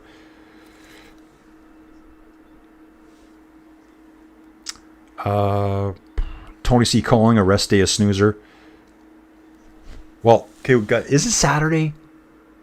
Oh, 55 for Uno X is... Let me see here, guys. Uno X 55. Okay, that's Anders. That's Anders. 31K to go, guys. 31K. This is going to go down really quick now. Let me caught up here. So rest days Monday. Sunday we have a stage tomorrow. We have a Sunday. Yeah, tomorrow's Sunday, right? I've been streaming so long, guys. I've lost track of time and reality. Great full-on racing.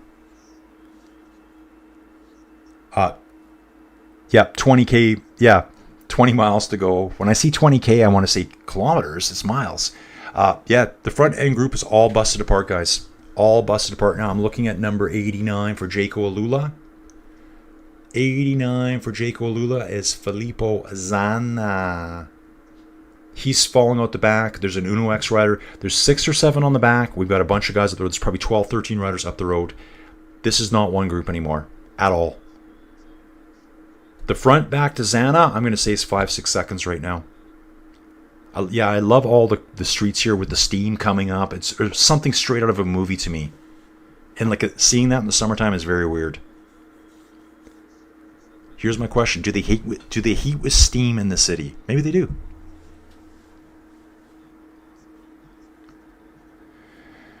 Credit to Colin for calling Riley from the start list on the Vuelta stream earlier today.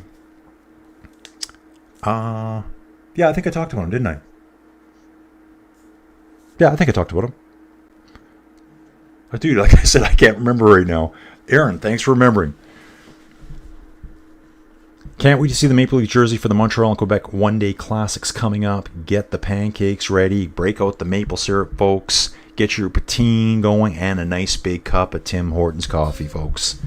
Timbits all around for everyone.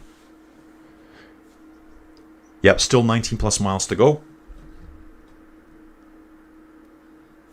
Okay, I'm trying to see what's going on the road up here. Is there a lone cyclist way up ahead there?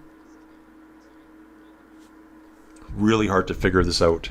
Okay, I think they came back now. Those guys that got dropped, they're back now on that descent. We are descending towards the finish line here. Super spread out though. They are near the harbor right now. Here we come to the finish line now. Going across this time, looks like a Turo rider went through first. He'll scoop those points up, whoever that was. Wow, they're saying there's 3 up front. Yeah, just the weird the way they're doing this. There was a split. I don't know if it's came back together or not. Trying to get it figured out. Now we're drone shop 300 feet up in the air. I don't see anyone around that corner. I thought it all came back down together. They're saying there's 15 riders back here, 3 riders up front. That gives us 18 in total. This group's saying that there's 11 in the group, but there's not. Let's just let it settle, guys. 29K to go.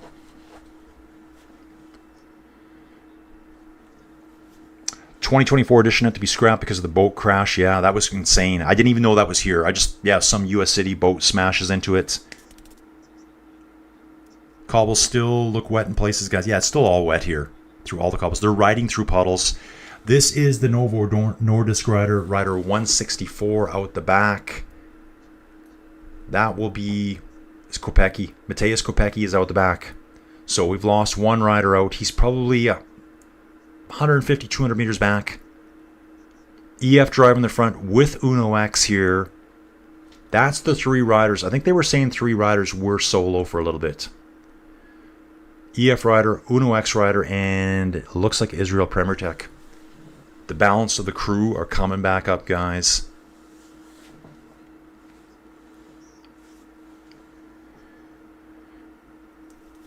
No Canadian winners in Montreal and Quebec. It's going to be Pog. Yeah, exactly. Yeah, there won't be any Canadians winning anything there at all. That's a guaranteed. Watching them go around the corners. They were slipping and sliding around the corners. 2 riders. 1 rider hits the barrier here. It was the Novo Nordisk rider. So maybe he lost contact because of that. He had another rider kind of get close to him. It pushed him into the barrier. He lost contact. He actually hit it. Got separation, and now he can't get himself back on. He's riding solo. You got 17, 18 dudes up the road, all working together. This guy just got shunted out the back. Racing accident. Looks like he's trying to get back on now. I think he's going to have to work really hard. 5-second gap for him to jump back onto this group, guys. Gaps forming at the front here. I see 4 riders up front. 3-meter gap, 1 rider, national team rider, and then another gap back to the chasing group of 10, 12, 13 riders. Okay, and they again all come through. Mauro Schmidt's coming up on the left. This Israel Premier Tech rider is probably Riley Sheehan. 1 rider going off the front here. Actually 3. It's constantly evolving now, guys. I need the drone more above. I need the drone closer. I need the drone closer. Drone operator, closer. He's so far back. Ooh, mechanical. Tall, skinny dude. Tall, skinny dude. This is his race over right here. I think it's Nielsen. I think it's Nielsen, guys. I'm sorry to say. I think Nielsen Palace had a mechanical. It is number 63. Nielsen Palace is getting a wheel change. Yeah, this is way too long. Way too long. Sorry, Nielsen.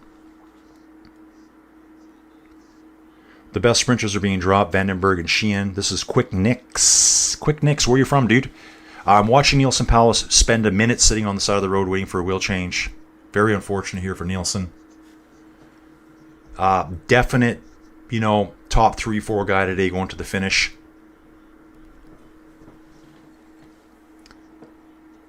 Sorry, guys, if I'm taking a while to read because my eyes are really getting sore now. Oh, my bad. I have a rest day tomorrow. They do not. Nielsen's still on the side of the road, guys. I would go around to the... Well, no, he's got one more lap to go. He can finish this now. I guess he has to finish the lap to get back to the start. So Quick Nix is here. He said Vandenberg got dropped in Sheehan. I only saw one Israel Premier Tech rider left. I thought it was Sheehan, but there's also Guillaume Bouin is here as well. Oh, wow. Nielsen's still sitting there. 2 wheels sitting on the side of the road. He needs a 3rd wheel. So they must have put a wheel on, flat tire, abandoned. He's laying his bike down. Just give me a bike. Oh, yeah, frustration. You know when someone walks around, they turn their back quick and they're doing this? They're doing one of those? That's what he's doing right now. He's getting a neutral service bike. He lays that bike down on the ground. He puts the bike over his shoulder and he's running down the road, a la Chris Froome. Where's he going? He is running down the road in his cleats, wet surface. This is insanity here. Yeah, Nielsen Powell is sprinting down the road, guys. Are you seeing this? Is anyone... Let's talk. EA wants to talk about traffic. EA, where you from, dude? Good to see you. Nielsen sprints down the road. Now he's at a slow walk. My bad. Okay, so good up. I think they may have had a lack of funding. Yeah. Okay, then the EF team car shows up, gives him a team bike, and he's gone now. So he just wanted to get moving down the road. Dude, he's never getting back on now. He's going to be minutes behind now. He probably wasted 2 minutes there. I think neutral service came, gave him a tire. It didn't work for some reason. They had 2 rear wheels on the road. He's holding the frame. They come with a green bike. He looks at it and just goes, lays the bike down nicely. Then he starts running with his bike. That was crazy.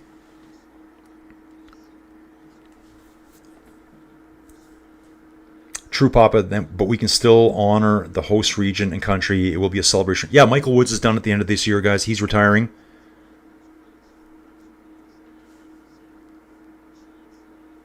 Can definitely see a Canadian getting a podium and big celebration for Woods. Guys, I'm just catching up. We're on the last lap, and it is time for some Star Spangled Banner fireworks. Let's go, Paulus and McNuggets for USA. Unfortunately, Nielsen is out. Tony saying the coverage on TV is pitiful. Yeah, Tony, how is the YouTube coverage? Let me know. I'd love to know how these guys do it and how I do it and how it's different. I always wonder. Aaron here. Rusty Woods was the dodgiest descender when he started, but improved well. Yeah, totally. They always said that about Michael Woods. Okay, awesome. Okay, so the coverage on YouTube is great. No commercials. I guess there's TV coverage of this too. Yeah. Yeah, Paulus is so far behind, guys. They're not even showing him here, but he's got to be 2.5 minutes behind. He's riding like he's going to catch them. I guess anything can happen.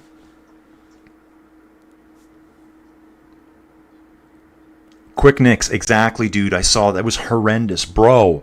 Dude, I can change a wheel faster than this. I'm from Belgium. Okay, Quick Nix, nice to see you, dude. Thanks for finding the channel. I'm Colin. This is Inside Cycling World.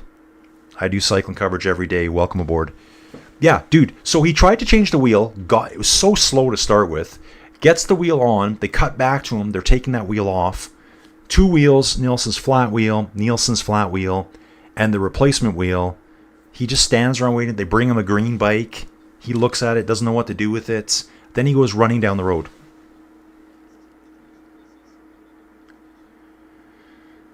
Oh, dude, that was the worst neutral service I've ever seen in my life. 1-day race on last lap. Paulus knows his race is over.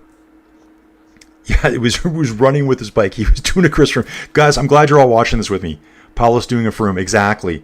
Guys, I'm trying to catch up. Froomey. Yeah, Froome's back in action. Guys, I heard Froome's accident is way worse than when they first talked about it.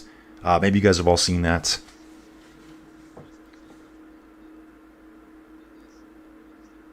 Bro, you can't click in your shoes into the neutrals. I wonder what pedals they use. Like, did they have the wrong pedals? Who is doing the mechanical support here? Yeah, they could have different pedals. Some guys ride time. Some guys wear... Is time still... Oh, look, I guess. Is look... Yeah, look's around. Grade for MCC neutral service support is D-. Yeah, Paulus won't have much good to say about them, I don't think. Guys, don't forget, we got Larry Warboss here, Marius Meyerhofer, Jonas Abrahamson, Riley Sheen. They're saying he's still in this front group. We do have our solo Canadian that's left here, Guillaume Boivin, Mauro Schmidt, Swiss champion, Brandon McNulty. Watch this dude. Watch this dude. Paulus had practically swam in the rain, ran some of the course and cycled. Yeah, dude, he's got an Ironman. He just won the Ironman. He won the Kona Ironman now this year in Baltimore. Okay, Nielsen's dialed it back now. He's talking to the EF car. Probably, what happened? Neutral service. Those guys are idiots. You know, I'm just going to pull over here and have some Old Bay seasoning on some crab on the side of the road. You know, maybe some BO as well. I got a lot of BO right now, actually. So, crash. We got a crash guy. I just saw a guy slip down. Just slippery. Kind of threw a little bit of a chicane. Wasn't Nielsen, so don't worry. His day has already been horrible. I think it was a dude that had a little bit of a breakaway there. It was McNulty. McNulty crashed, guys. McNulty crashed. McNulty crashed. It was dark colored jerseys. The U.S. national jersey, obviously being blue, looks dark to me from a distance. You can barely see the red stripe. I am looking on PCS and it says attack by Brandon McNulty. Knowing that the group is so small, I hate to say it, but McNulty's just crashed on the corner. It has to be him. And I just finished saying, watch this guy. He went down on, just semi-wet pavement. Like, that's what I said. Once it starts drying, it gets even worse. You'd rather have full wet than damp. Marshall's there quickly to help him out. So McNulty's probably out of the race. Hopefully he's okay. Quickness is crashed. So he caught it quick too. Okay, so Aaron saw the crash right away. Good job, Aaron. Nice job, dude. Shoutouts to everyone that's here. Quick Nicks again. Okay, so, guys, there's lots of comments here. Oh, Jesus, guys. Aaron said the Ironman for Paulus in the town of Cal Ripken is well deserved. I think the best sprinter in the group is Meyerhofer and Vandenberg. With Paulus out, this makes Abramson the top favorite. There was a crash. There was an attack. It just says that McNulty attacked here. So it has to be McNulty. Quick Nicks asked if it was Warbass. I still think it was McNulty. Yeah, it says right here, PCS, Brandon McNulty is back on his bike after the crash. Good douche, guys. That's my second win for the day. Yeah, so McNulty down. They did say he went on an attack. There was one lone rider out front, and I think he had a good attack on them too, guys. They say Paulus has gone from 1.2 miles to half miles now from the lead. No, not Paredes, not Wilmar Paredes from almost same color jersey though, Quick Nicks, so good eye there as well. But I don't even see Paredes anymore now. He must have slipped out the back earlier. Let me just get all caught up here, guys. Unfortunate for Nielsen, unfortunate for McNulty here. They are saying McNulty's in this group. So, hammer down time for Brandon McNulty. After him, we only have 2 Americans left. They are saying McNulty's in this group. I don't know if he is or not, guys. Guys, chat, freaking fantastic right now. Love hearts. I know it's weird, but everyone gets love hearts from Colin here. So good. Great chat. Lots of great cycling. Guys, I love when people come in here and they know they're cycling. Really helps me out a lot. People are throwing ideas at me, throwing suggestions, giving me info that I've missed. Gorilla9, dude, where you from, bro? What do you think? How win in this group? I can see Abramson going from a long ways out. If McNulty's here, though, that's going to be a big threat to him. Nielsen's still riding, guys. What a champ. Nielsen Paulus is going to finish this race no matter what. Ooh, attack by Guillaume Boivin. The Canadian's going early. Oh, sorry guys, this is Alex Baudin. Alex Baudin for EF. Out the back. Riding those nice Lab, what are they called? Lab 71 bikes. So Guillaume Boivin is going for Israel Premier Tech. Robert Donaldson here. Who's this dude? Team Jaco Alula, 23-year-old from Manchester. He was at the Renewy Tour. I probably said his name once or twice before. Let's keep a close eye on this now, guys. Let's keep a close eye. Is McNulty here? I'm only getting camera from the front, so I can't see if McNulty's on the back where I would expect him to be. Let me have a sip here, guys.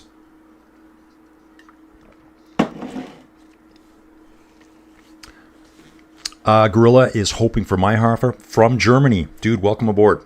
Thanks for finding the channel. I do this every day. Mauro Schmidt's accelerating. Mauro Schmidt is a time trialist.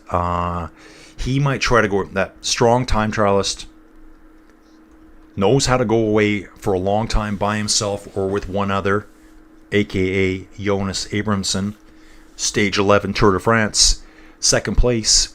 I could see him going away early too. They are saying McNulty's here, guys. McNulty is here somehow. Okay, good stuff. Good stuff, guys. It's heating up now. Getting into the meat and potatoes of today's race. Betting favorite has to be Jonas, followed by Marin. That's Vandenberg. Yeah, there's Marin Vandenberg. Let's take a look at Marin Vandenberg here for EF. The only EF rider left now. Full sprint. Full sprint power on this guy.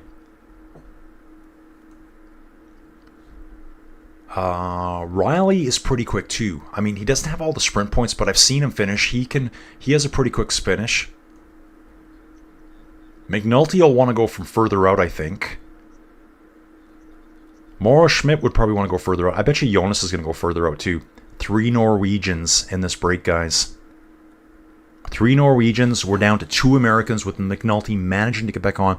There's a break right now, guys. There's a split. That split's sticking.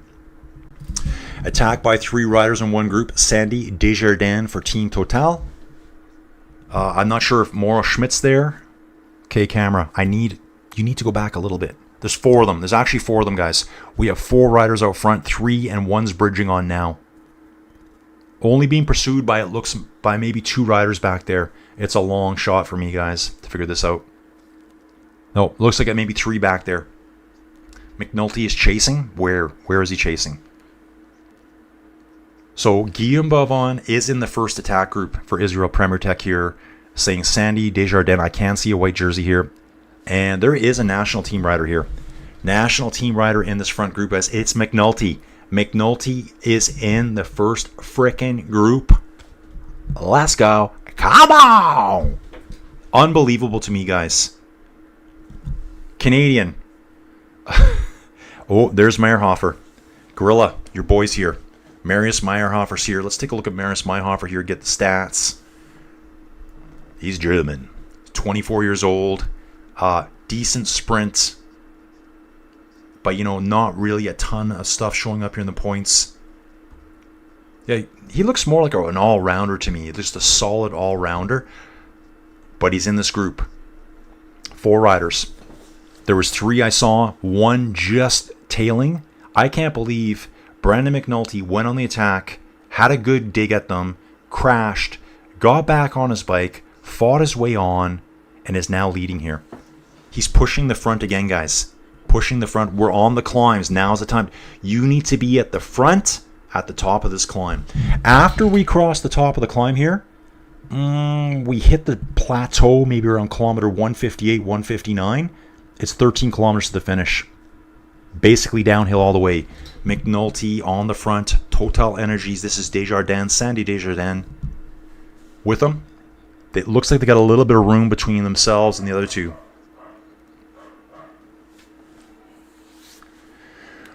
Whoo! That was good, guys. That was good. I'm just going to catch up here. Yeah, Aaron Smith, if you have less than a B+ sprint, one has to go on the climb like right now. Now is when you go. McNulty's got a huge engine on him. Huge. He's waiting for Sandy Desjardins to take a turn. Come on, Sandy. Let's go. Help him out. Help a bro out. You guys are frenemies for now. Don't look back. Help him. Okay. Going through ghetto Baltimore super fast. Dude, I know nothing about Baltimore, so I don't know. I wouldn't know where there's bad sections. 2 riders up front. 3 now, they're saying, with Beauvon chasing. Not getting the best camera angles here. Let's take a little look back. Let's just look back over here. Look that way, please. I need to see what's coming. Vandenberg is normally the quickest. He does look fast. I think the Peloton also reached the finish line, and I think they pulled in. If you click results, you see loads of DS. It doesn't surprise me at all. I think we're just going to see 20 dudes get finishes today. The rest, there's no point. McNuggets. Yeah, McNuggets. Good name. Everyone rides to the ghetto fast. Nothing gives you Watts more than pedaling through Watts, LA, USA, or similar areas. Yeah. Yeah, I think it's pronounced Dujardin. Like Dujardin? Yeah. Okay. Dujardin. Great racing. Yeah, this is fantastic now. Seeing McNulty crash. You know what?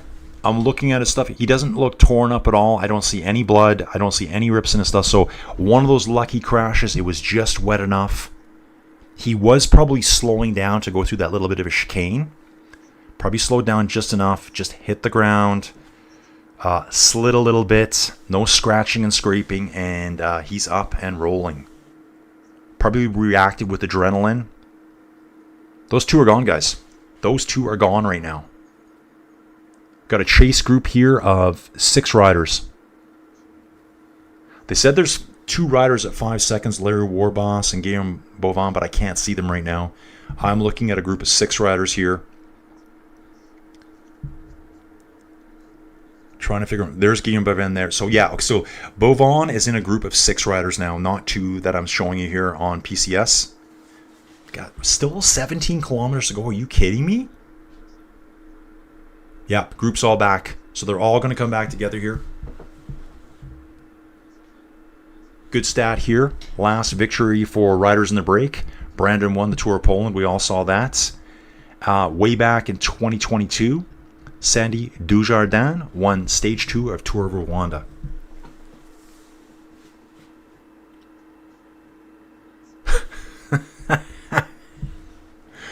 Oh, God. Hilarious. Let's go, McNulty. Come on. Come on. Baltimore, you've got 3 blocks in from the Harmer, and it gets real shady. Oh, when you go in through blocks. Is that what you're saying? YouTube has had 11.2 miles to go for the last 5 minutes of these guys on stationary bikes. Yeah, they're just riding Pelotons here. They said, we don't really want to race. Just let's hit the Pelotons. They jumped at smart trainers. They saw a bunch on the side of the road. Yeah, don't forget, McNuggets usually rides for UAE. Today he's riding for Team USA. I think Skarzith has dropped, so he's not helping the chase group. That's pretty good for 2 leaders. Yeah, we got 2 UnoX riders in the second group. 2 two-door riders, 2 UnoX, 1 Israel, and Mauro Schmidt for Team Jayco Alula. He's in his red jersey, his Swiss Champions jersey. Yeah, Skarzith is dropped, along with 5 other riders. Vandenberg, Riley Sheehan, Robert Donaldson, Filippo Zanna, Matthias Kopecky. Basically, they're not showing any time gap, so once I see it, I'll let you know what I think. Starting the ascent up the last passage of the Greater Roland Park here, guys. Greater Roland Park coming up. We're going up the weird road. It looks like concrete slabs that have just been plonked down in the road to me. Okay, this group here, this is the second group on the road with the 2 UnoX riders. Oh, Jesus. Yeah, here we go. Jonas is tightening up the shoes. Both shoes were tightened, and he whipped his bottles away. It's about to go off, folks. 11.4 Ks out. He doesn't even want a water bottle. McNulty slamming the front. Sandy Dujardin, I haven't seen him do any work yet. Not doing any work yet, which is, you know, whatever you want to think of that. Smart or wheel sucking, whatever you want to call it. The 6-rider chase does not seem motivated. Not yet. But here we go. Boom. One of the Uno-X guys is gone. So Anders Johansson, brother of Tobias, twin brother of Tobias, has already gone up the road. Tudor has to react. Moro Schmidt's there. And we have Jonas sitting in that group there. To me, this looks smart. Anders goes up the road. Tudor has to react to it. They tow Tobias up there. Sorry, Jonas. Let's get things going again. Gap is, that's not that huge of a gap. They've only got a 15-second gap here. McNulty and Dujardin only have a 15-second gap. This could come back together, guys. We still have 11 kilometers to go. That's about 6.5 miles. Yeah, this crazy roadway we're on. The 6 chasing are splintered. There's 2, a 3rd, a 4th, and a 5th. They're all separated. McNulty's waiting for help here. He's like, Dujardin, help me. Anders is gone. Anders is pulling up on them, guys. It looks like Anders is pulling up on them right. Is this right? Anders is number 55. 2 riders up the road. I'm not seeing... No, I don't think that's right. Anders is further back. That 3rd place, that 2nd group where it says Anders, Halland, Johansson is not correct, guys, on PCS right now. I know I'm showing it to you. I'm getting their data. I don't think that's right at all. Let me have a look here. We have Moro Schmidt and Jonas are together. It's all changed now. They just changed the name. See that? The name just changed. Yes. Jonas Abramson is chasing with Moro Schmidt. Now they changed it again. Now they switched it back to Anders. It's not. It's not him. Trust me, guys. I've got 3 riders in a group here. Looks like 2 two-door riders and Jonas. Let's get an overhead shot. 3 riders. I think those 3 are chasing Dujardin and McNulty at the front. Cannot see those 2 riders up front. There's 3 here. Let's see where they are, guys. Look at me. I'm kind of getting out of my seat, trying to get higher. It doesn't work that way, Colin. Yeah, McNulty's on the front with Dujardin. 3 are chasing. It's Abrahamson and 2 Tudor riders. I don't see Moro Schmidt there right now. Oh, okay. That's 3rd group. Now it's looking right. The numbers are looking right now. Yeah, I love the shoe tightening. 2 up front. Abramson and Moro Schmidt are next. Then it's the 2 Toro guys and Anders. They kept flip-flopping Jonas and Anders. They kept flip-flopping them back and forward on the PCS cycling stats. 9K to go, guys. Still a good amount of racing to do here. This is Moro Schmidt, time trialist, pulling Jonas back up there, guys. He's pulling him up. 15-second gap. Jonas will... Okay, they can see them right now. That ain't no 15 seconds. I'm going to say this is 4.5 seconds. 4.57 seconds right there, guys. That's plus or minus 0.01 seconds accuracy. Either way. They're right there. They are right there, guys. I actually counted on my fingers from a police car. My count. Now it's saying 5 seconds. It's actually 4.57, I told you. They're right there. We're going to have 4 riders back up front. We got 3 chasers. Larry Warboss, Maris Meyerhofer, and Anders Johansson. We got 1 rider solo, apparently, Guillaume Bovon. They're right there. 4 riders back up front. This is getting scary now, guys. This is getting scary. In Baltimore's defense, every harbor city is a little sketchy near where the boats come in. Think Marseille, Bombay, Victoria. Every city, guys. I mean, it's fun to joke about a city. You can say that about every city in the world. You go to Victoria, it's beautiful. Gardens, this, that, buildings, and then meth right there. People laying in the streets. It's just horrible. Yes, quick nicks. Johansson and Schmidt are back. They're back. Johansson goes to the front.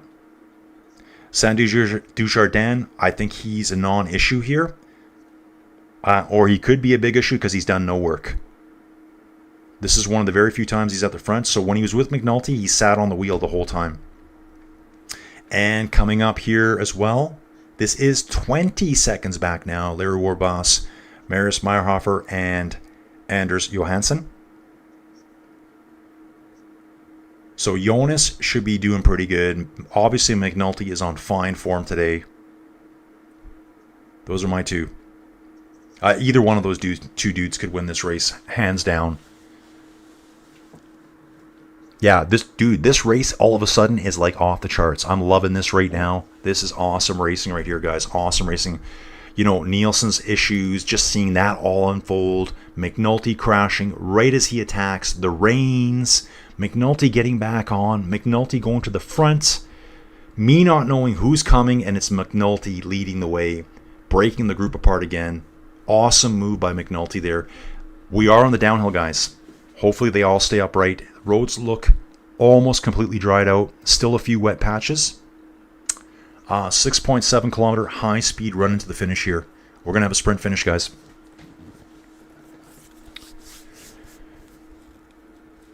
And two more are starting to catch the front group. We may have 6 soon. Let me see here. They're coming, guys. We're going to have 7 soon, guys. 7. 4 on the front, 3 are coming. They're going to get back on. Probably Warboss here. What number is he? It's 31 and 36 for two-door. Okay, I'll be able to see the 31 pretty easy. Some of the numbers are so hard to see as they're bouncing around, guys. The cameraman keeps looking down at the motorbike's hand for some reason. I'm not sure what he's doing. Lumpy and War-Torn were wanted, so McNugget's top 10 is a good bet. The race is now on. Yeah, like Donkey Kong, guys. Just over 7K to go. That was a little bit ago.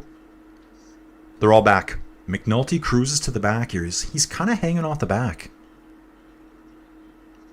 They must have all just cruised past him here. They're like he's sitting 10K back, probably 10 meters back right now.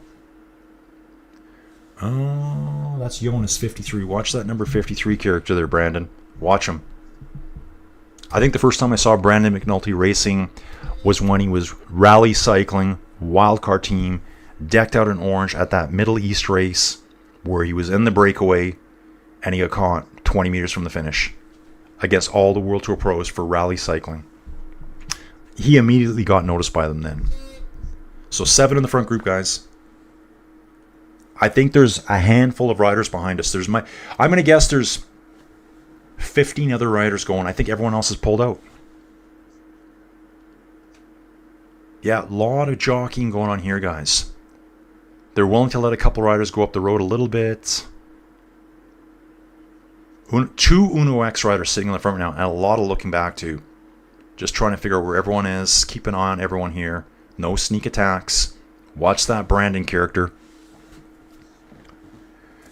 At this point, sprinting is also just down to who is exhausted at least. So any of these 7 could easily win. Yeah, dude, exactly. Quick Nicks, you're 100% correct. Any one of those dudes, how did they sleep last night? How did they travel over to the States? What did they eat for supper? How was their poutine yesterday? Was it good? Attack. Two-door's attacking right now. On this left-hand bend, two-door goes. It's actually a little uphill dig here. Nice little move there. Uno X reacts. Again, guys, I'm pretty far away now. Hard for me to see exactly what's going on here. But it's two-door and Uno X. They've got about a 20-meter gap. 10, 15-meter gap between the 5 chasers. Warbass and McNuggets need a USA alliance. Exactly, dude. They should be doing that. They should become frenemies for now and battle it out at the finish. Screw everyone else. Just go. Warbass, I mean, Brandon doesn't have any teammates here. He rides for UAE. He's just riding for U.S. national team because UAE's not here. Yeah, team up with Warbass for now. 4.4 kilometers to go, guys. Just under 4. Wow, this is almost over, guys. Almost over. Went to sprint. I know, right? You're going to see some guys get nervous and start sprinting at a kilometer out, probably. Some might go even sooner. It's amazing how stretched these 7 are. I would be like right on the dudes. Like they're letting it like stretch out quite a ways.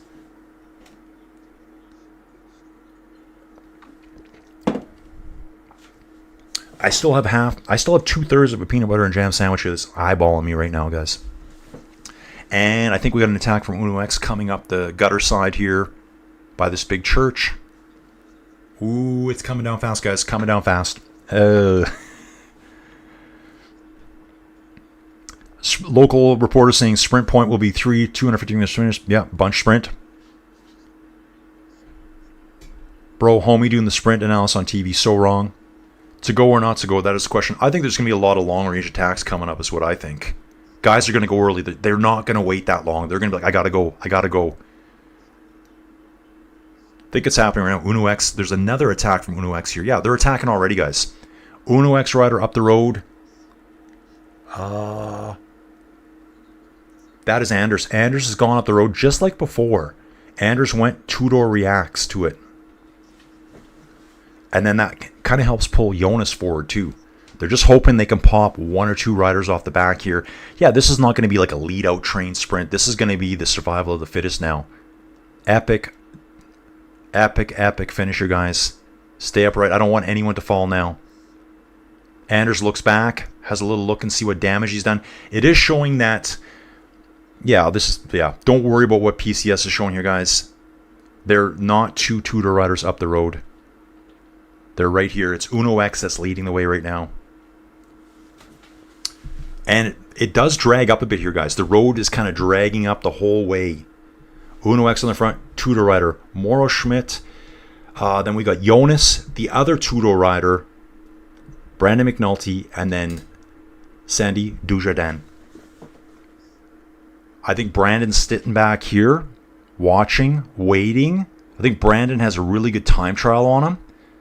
He wants to keep an eye on everyone just to watch the attacks, and then he'll launch his own attack. And he'll time trial to the finish. That's what Brandon's going to do. So yeah, that time checks there are just totally out of whack now. Definitely all together. I don't know why it wasn't updating. Good finish. This, guys, it's way better race than what I was expecting. Baltimore should recruit taggers to do a cycling-inspired graffiti mural to clean up some of the old stuff. Yeah, they could do that. That's a good idea. Finish could be anyone. I love it. Dude, I love it too. This is so good. No one will... No, some will come early, some will wait. It's just it is a guessing game. No one knows when to go right now. Guys, 1 kilometer to go, that's 600, that's 0.6 of a mile. I think we're on the finishing straight now. On the finishing straight, the drone camera is better than the motorbike camera. Overhead shot, single file all the way. Where's Brandon? I think Brandon's second from the back. Tudor on the front. Mauro Schmidt in second place. Sandy Dujardin in fourth, it looks like. I think Brandon's sitting second from the rear. When is someone going to go? Attack from the rear. The last place guy just launches it. It's Uno X rider. Uno X is 2 attacks at once. Gets on his wheel. That must be Anders pulling for Jonas right now. Sandy Dujardin in third place. Actually, Sandy Dujardin is looking good here on the left-hand side of the screen. I think he's in the front. Sandy Dujardin wins it. The Team Total Energies rider wins it. Are you kidding me, bro? Wow. That's insane. Dujardin gets it. Anders, guys, we'll have to see a replay, but Anders went first. Jonas locked in. Dujardin was sitting in about fourth all the way, got on their wheels, just followed them in, pulled out. He had more energy. McNulty gives him a little handshake and is probably like, yeah, whatever, dude. I did all the work. I pulled you for 20 kilometers. Wow. Good finish. Yeah, Total Energies not on my bingo card.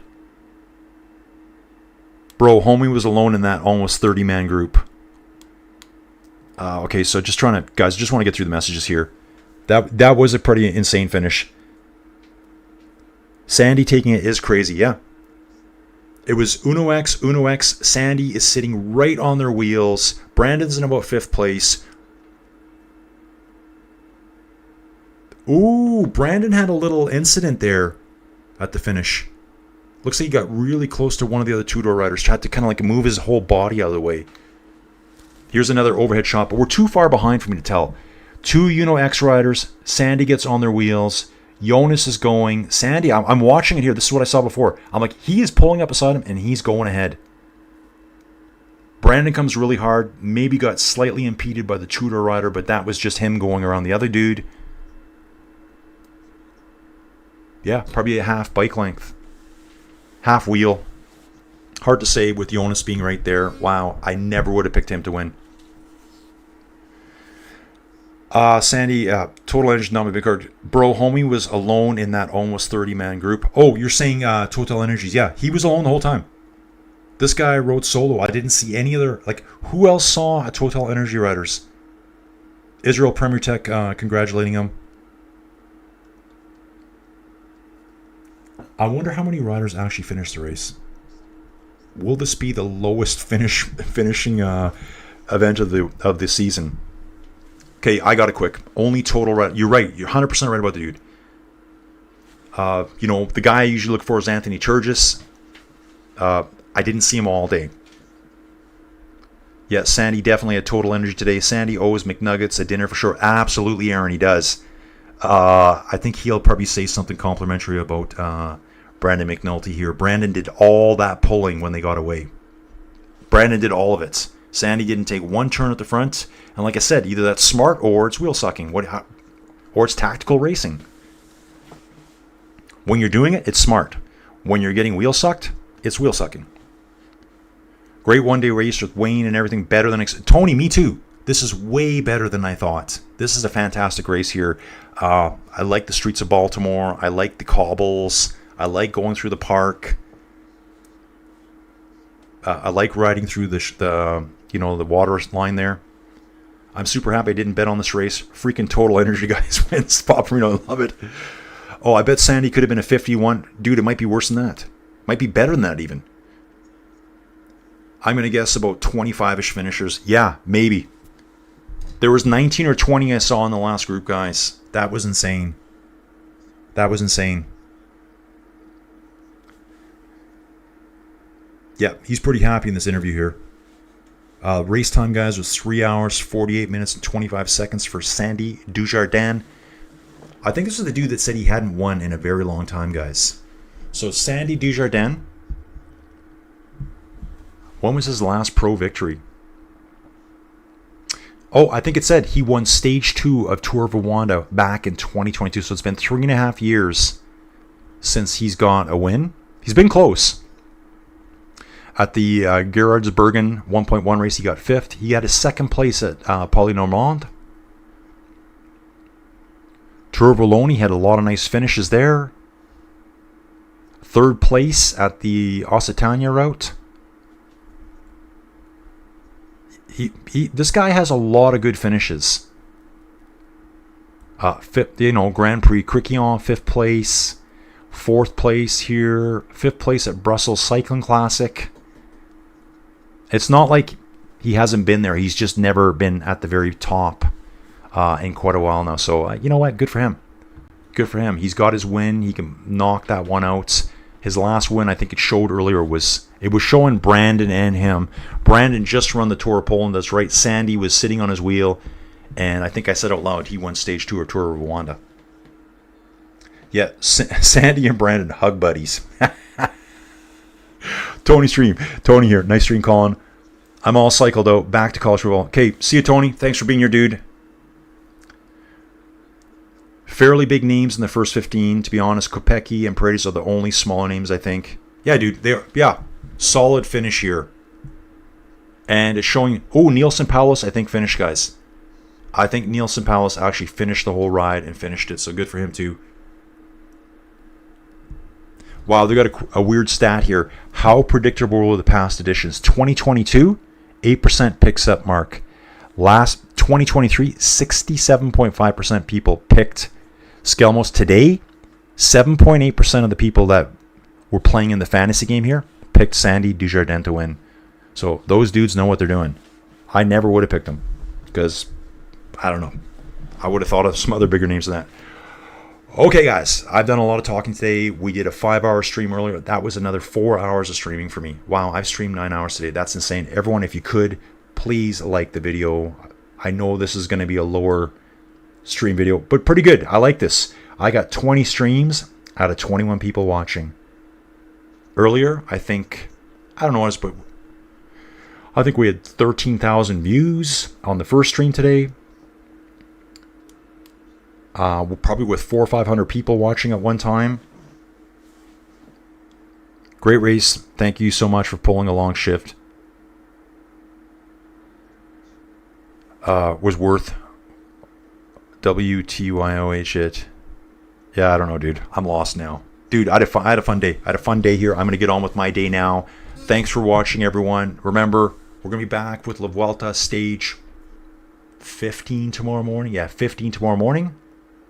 We're going to bang out another awesome day. Oh, there's another race tomorrow too. GP Artigianato and Industria. 21 likes. We are 100 for 100, guys. 100% like rate here. Watch this be my best video. Well, it won't be. Guys, thanks for watching. Colin, Inside Cycling World. Support, share, tell your buddies about the channel. It's muchly appreciated. I'll see you guys. Wow, I'm going to see some of you dudes in probably like 15 hours, if you can believe that. I gotta go.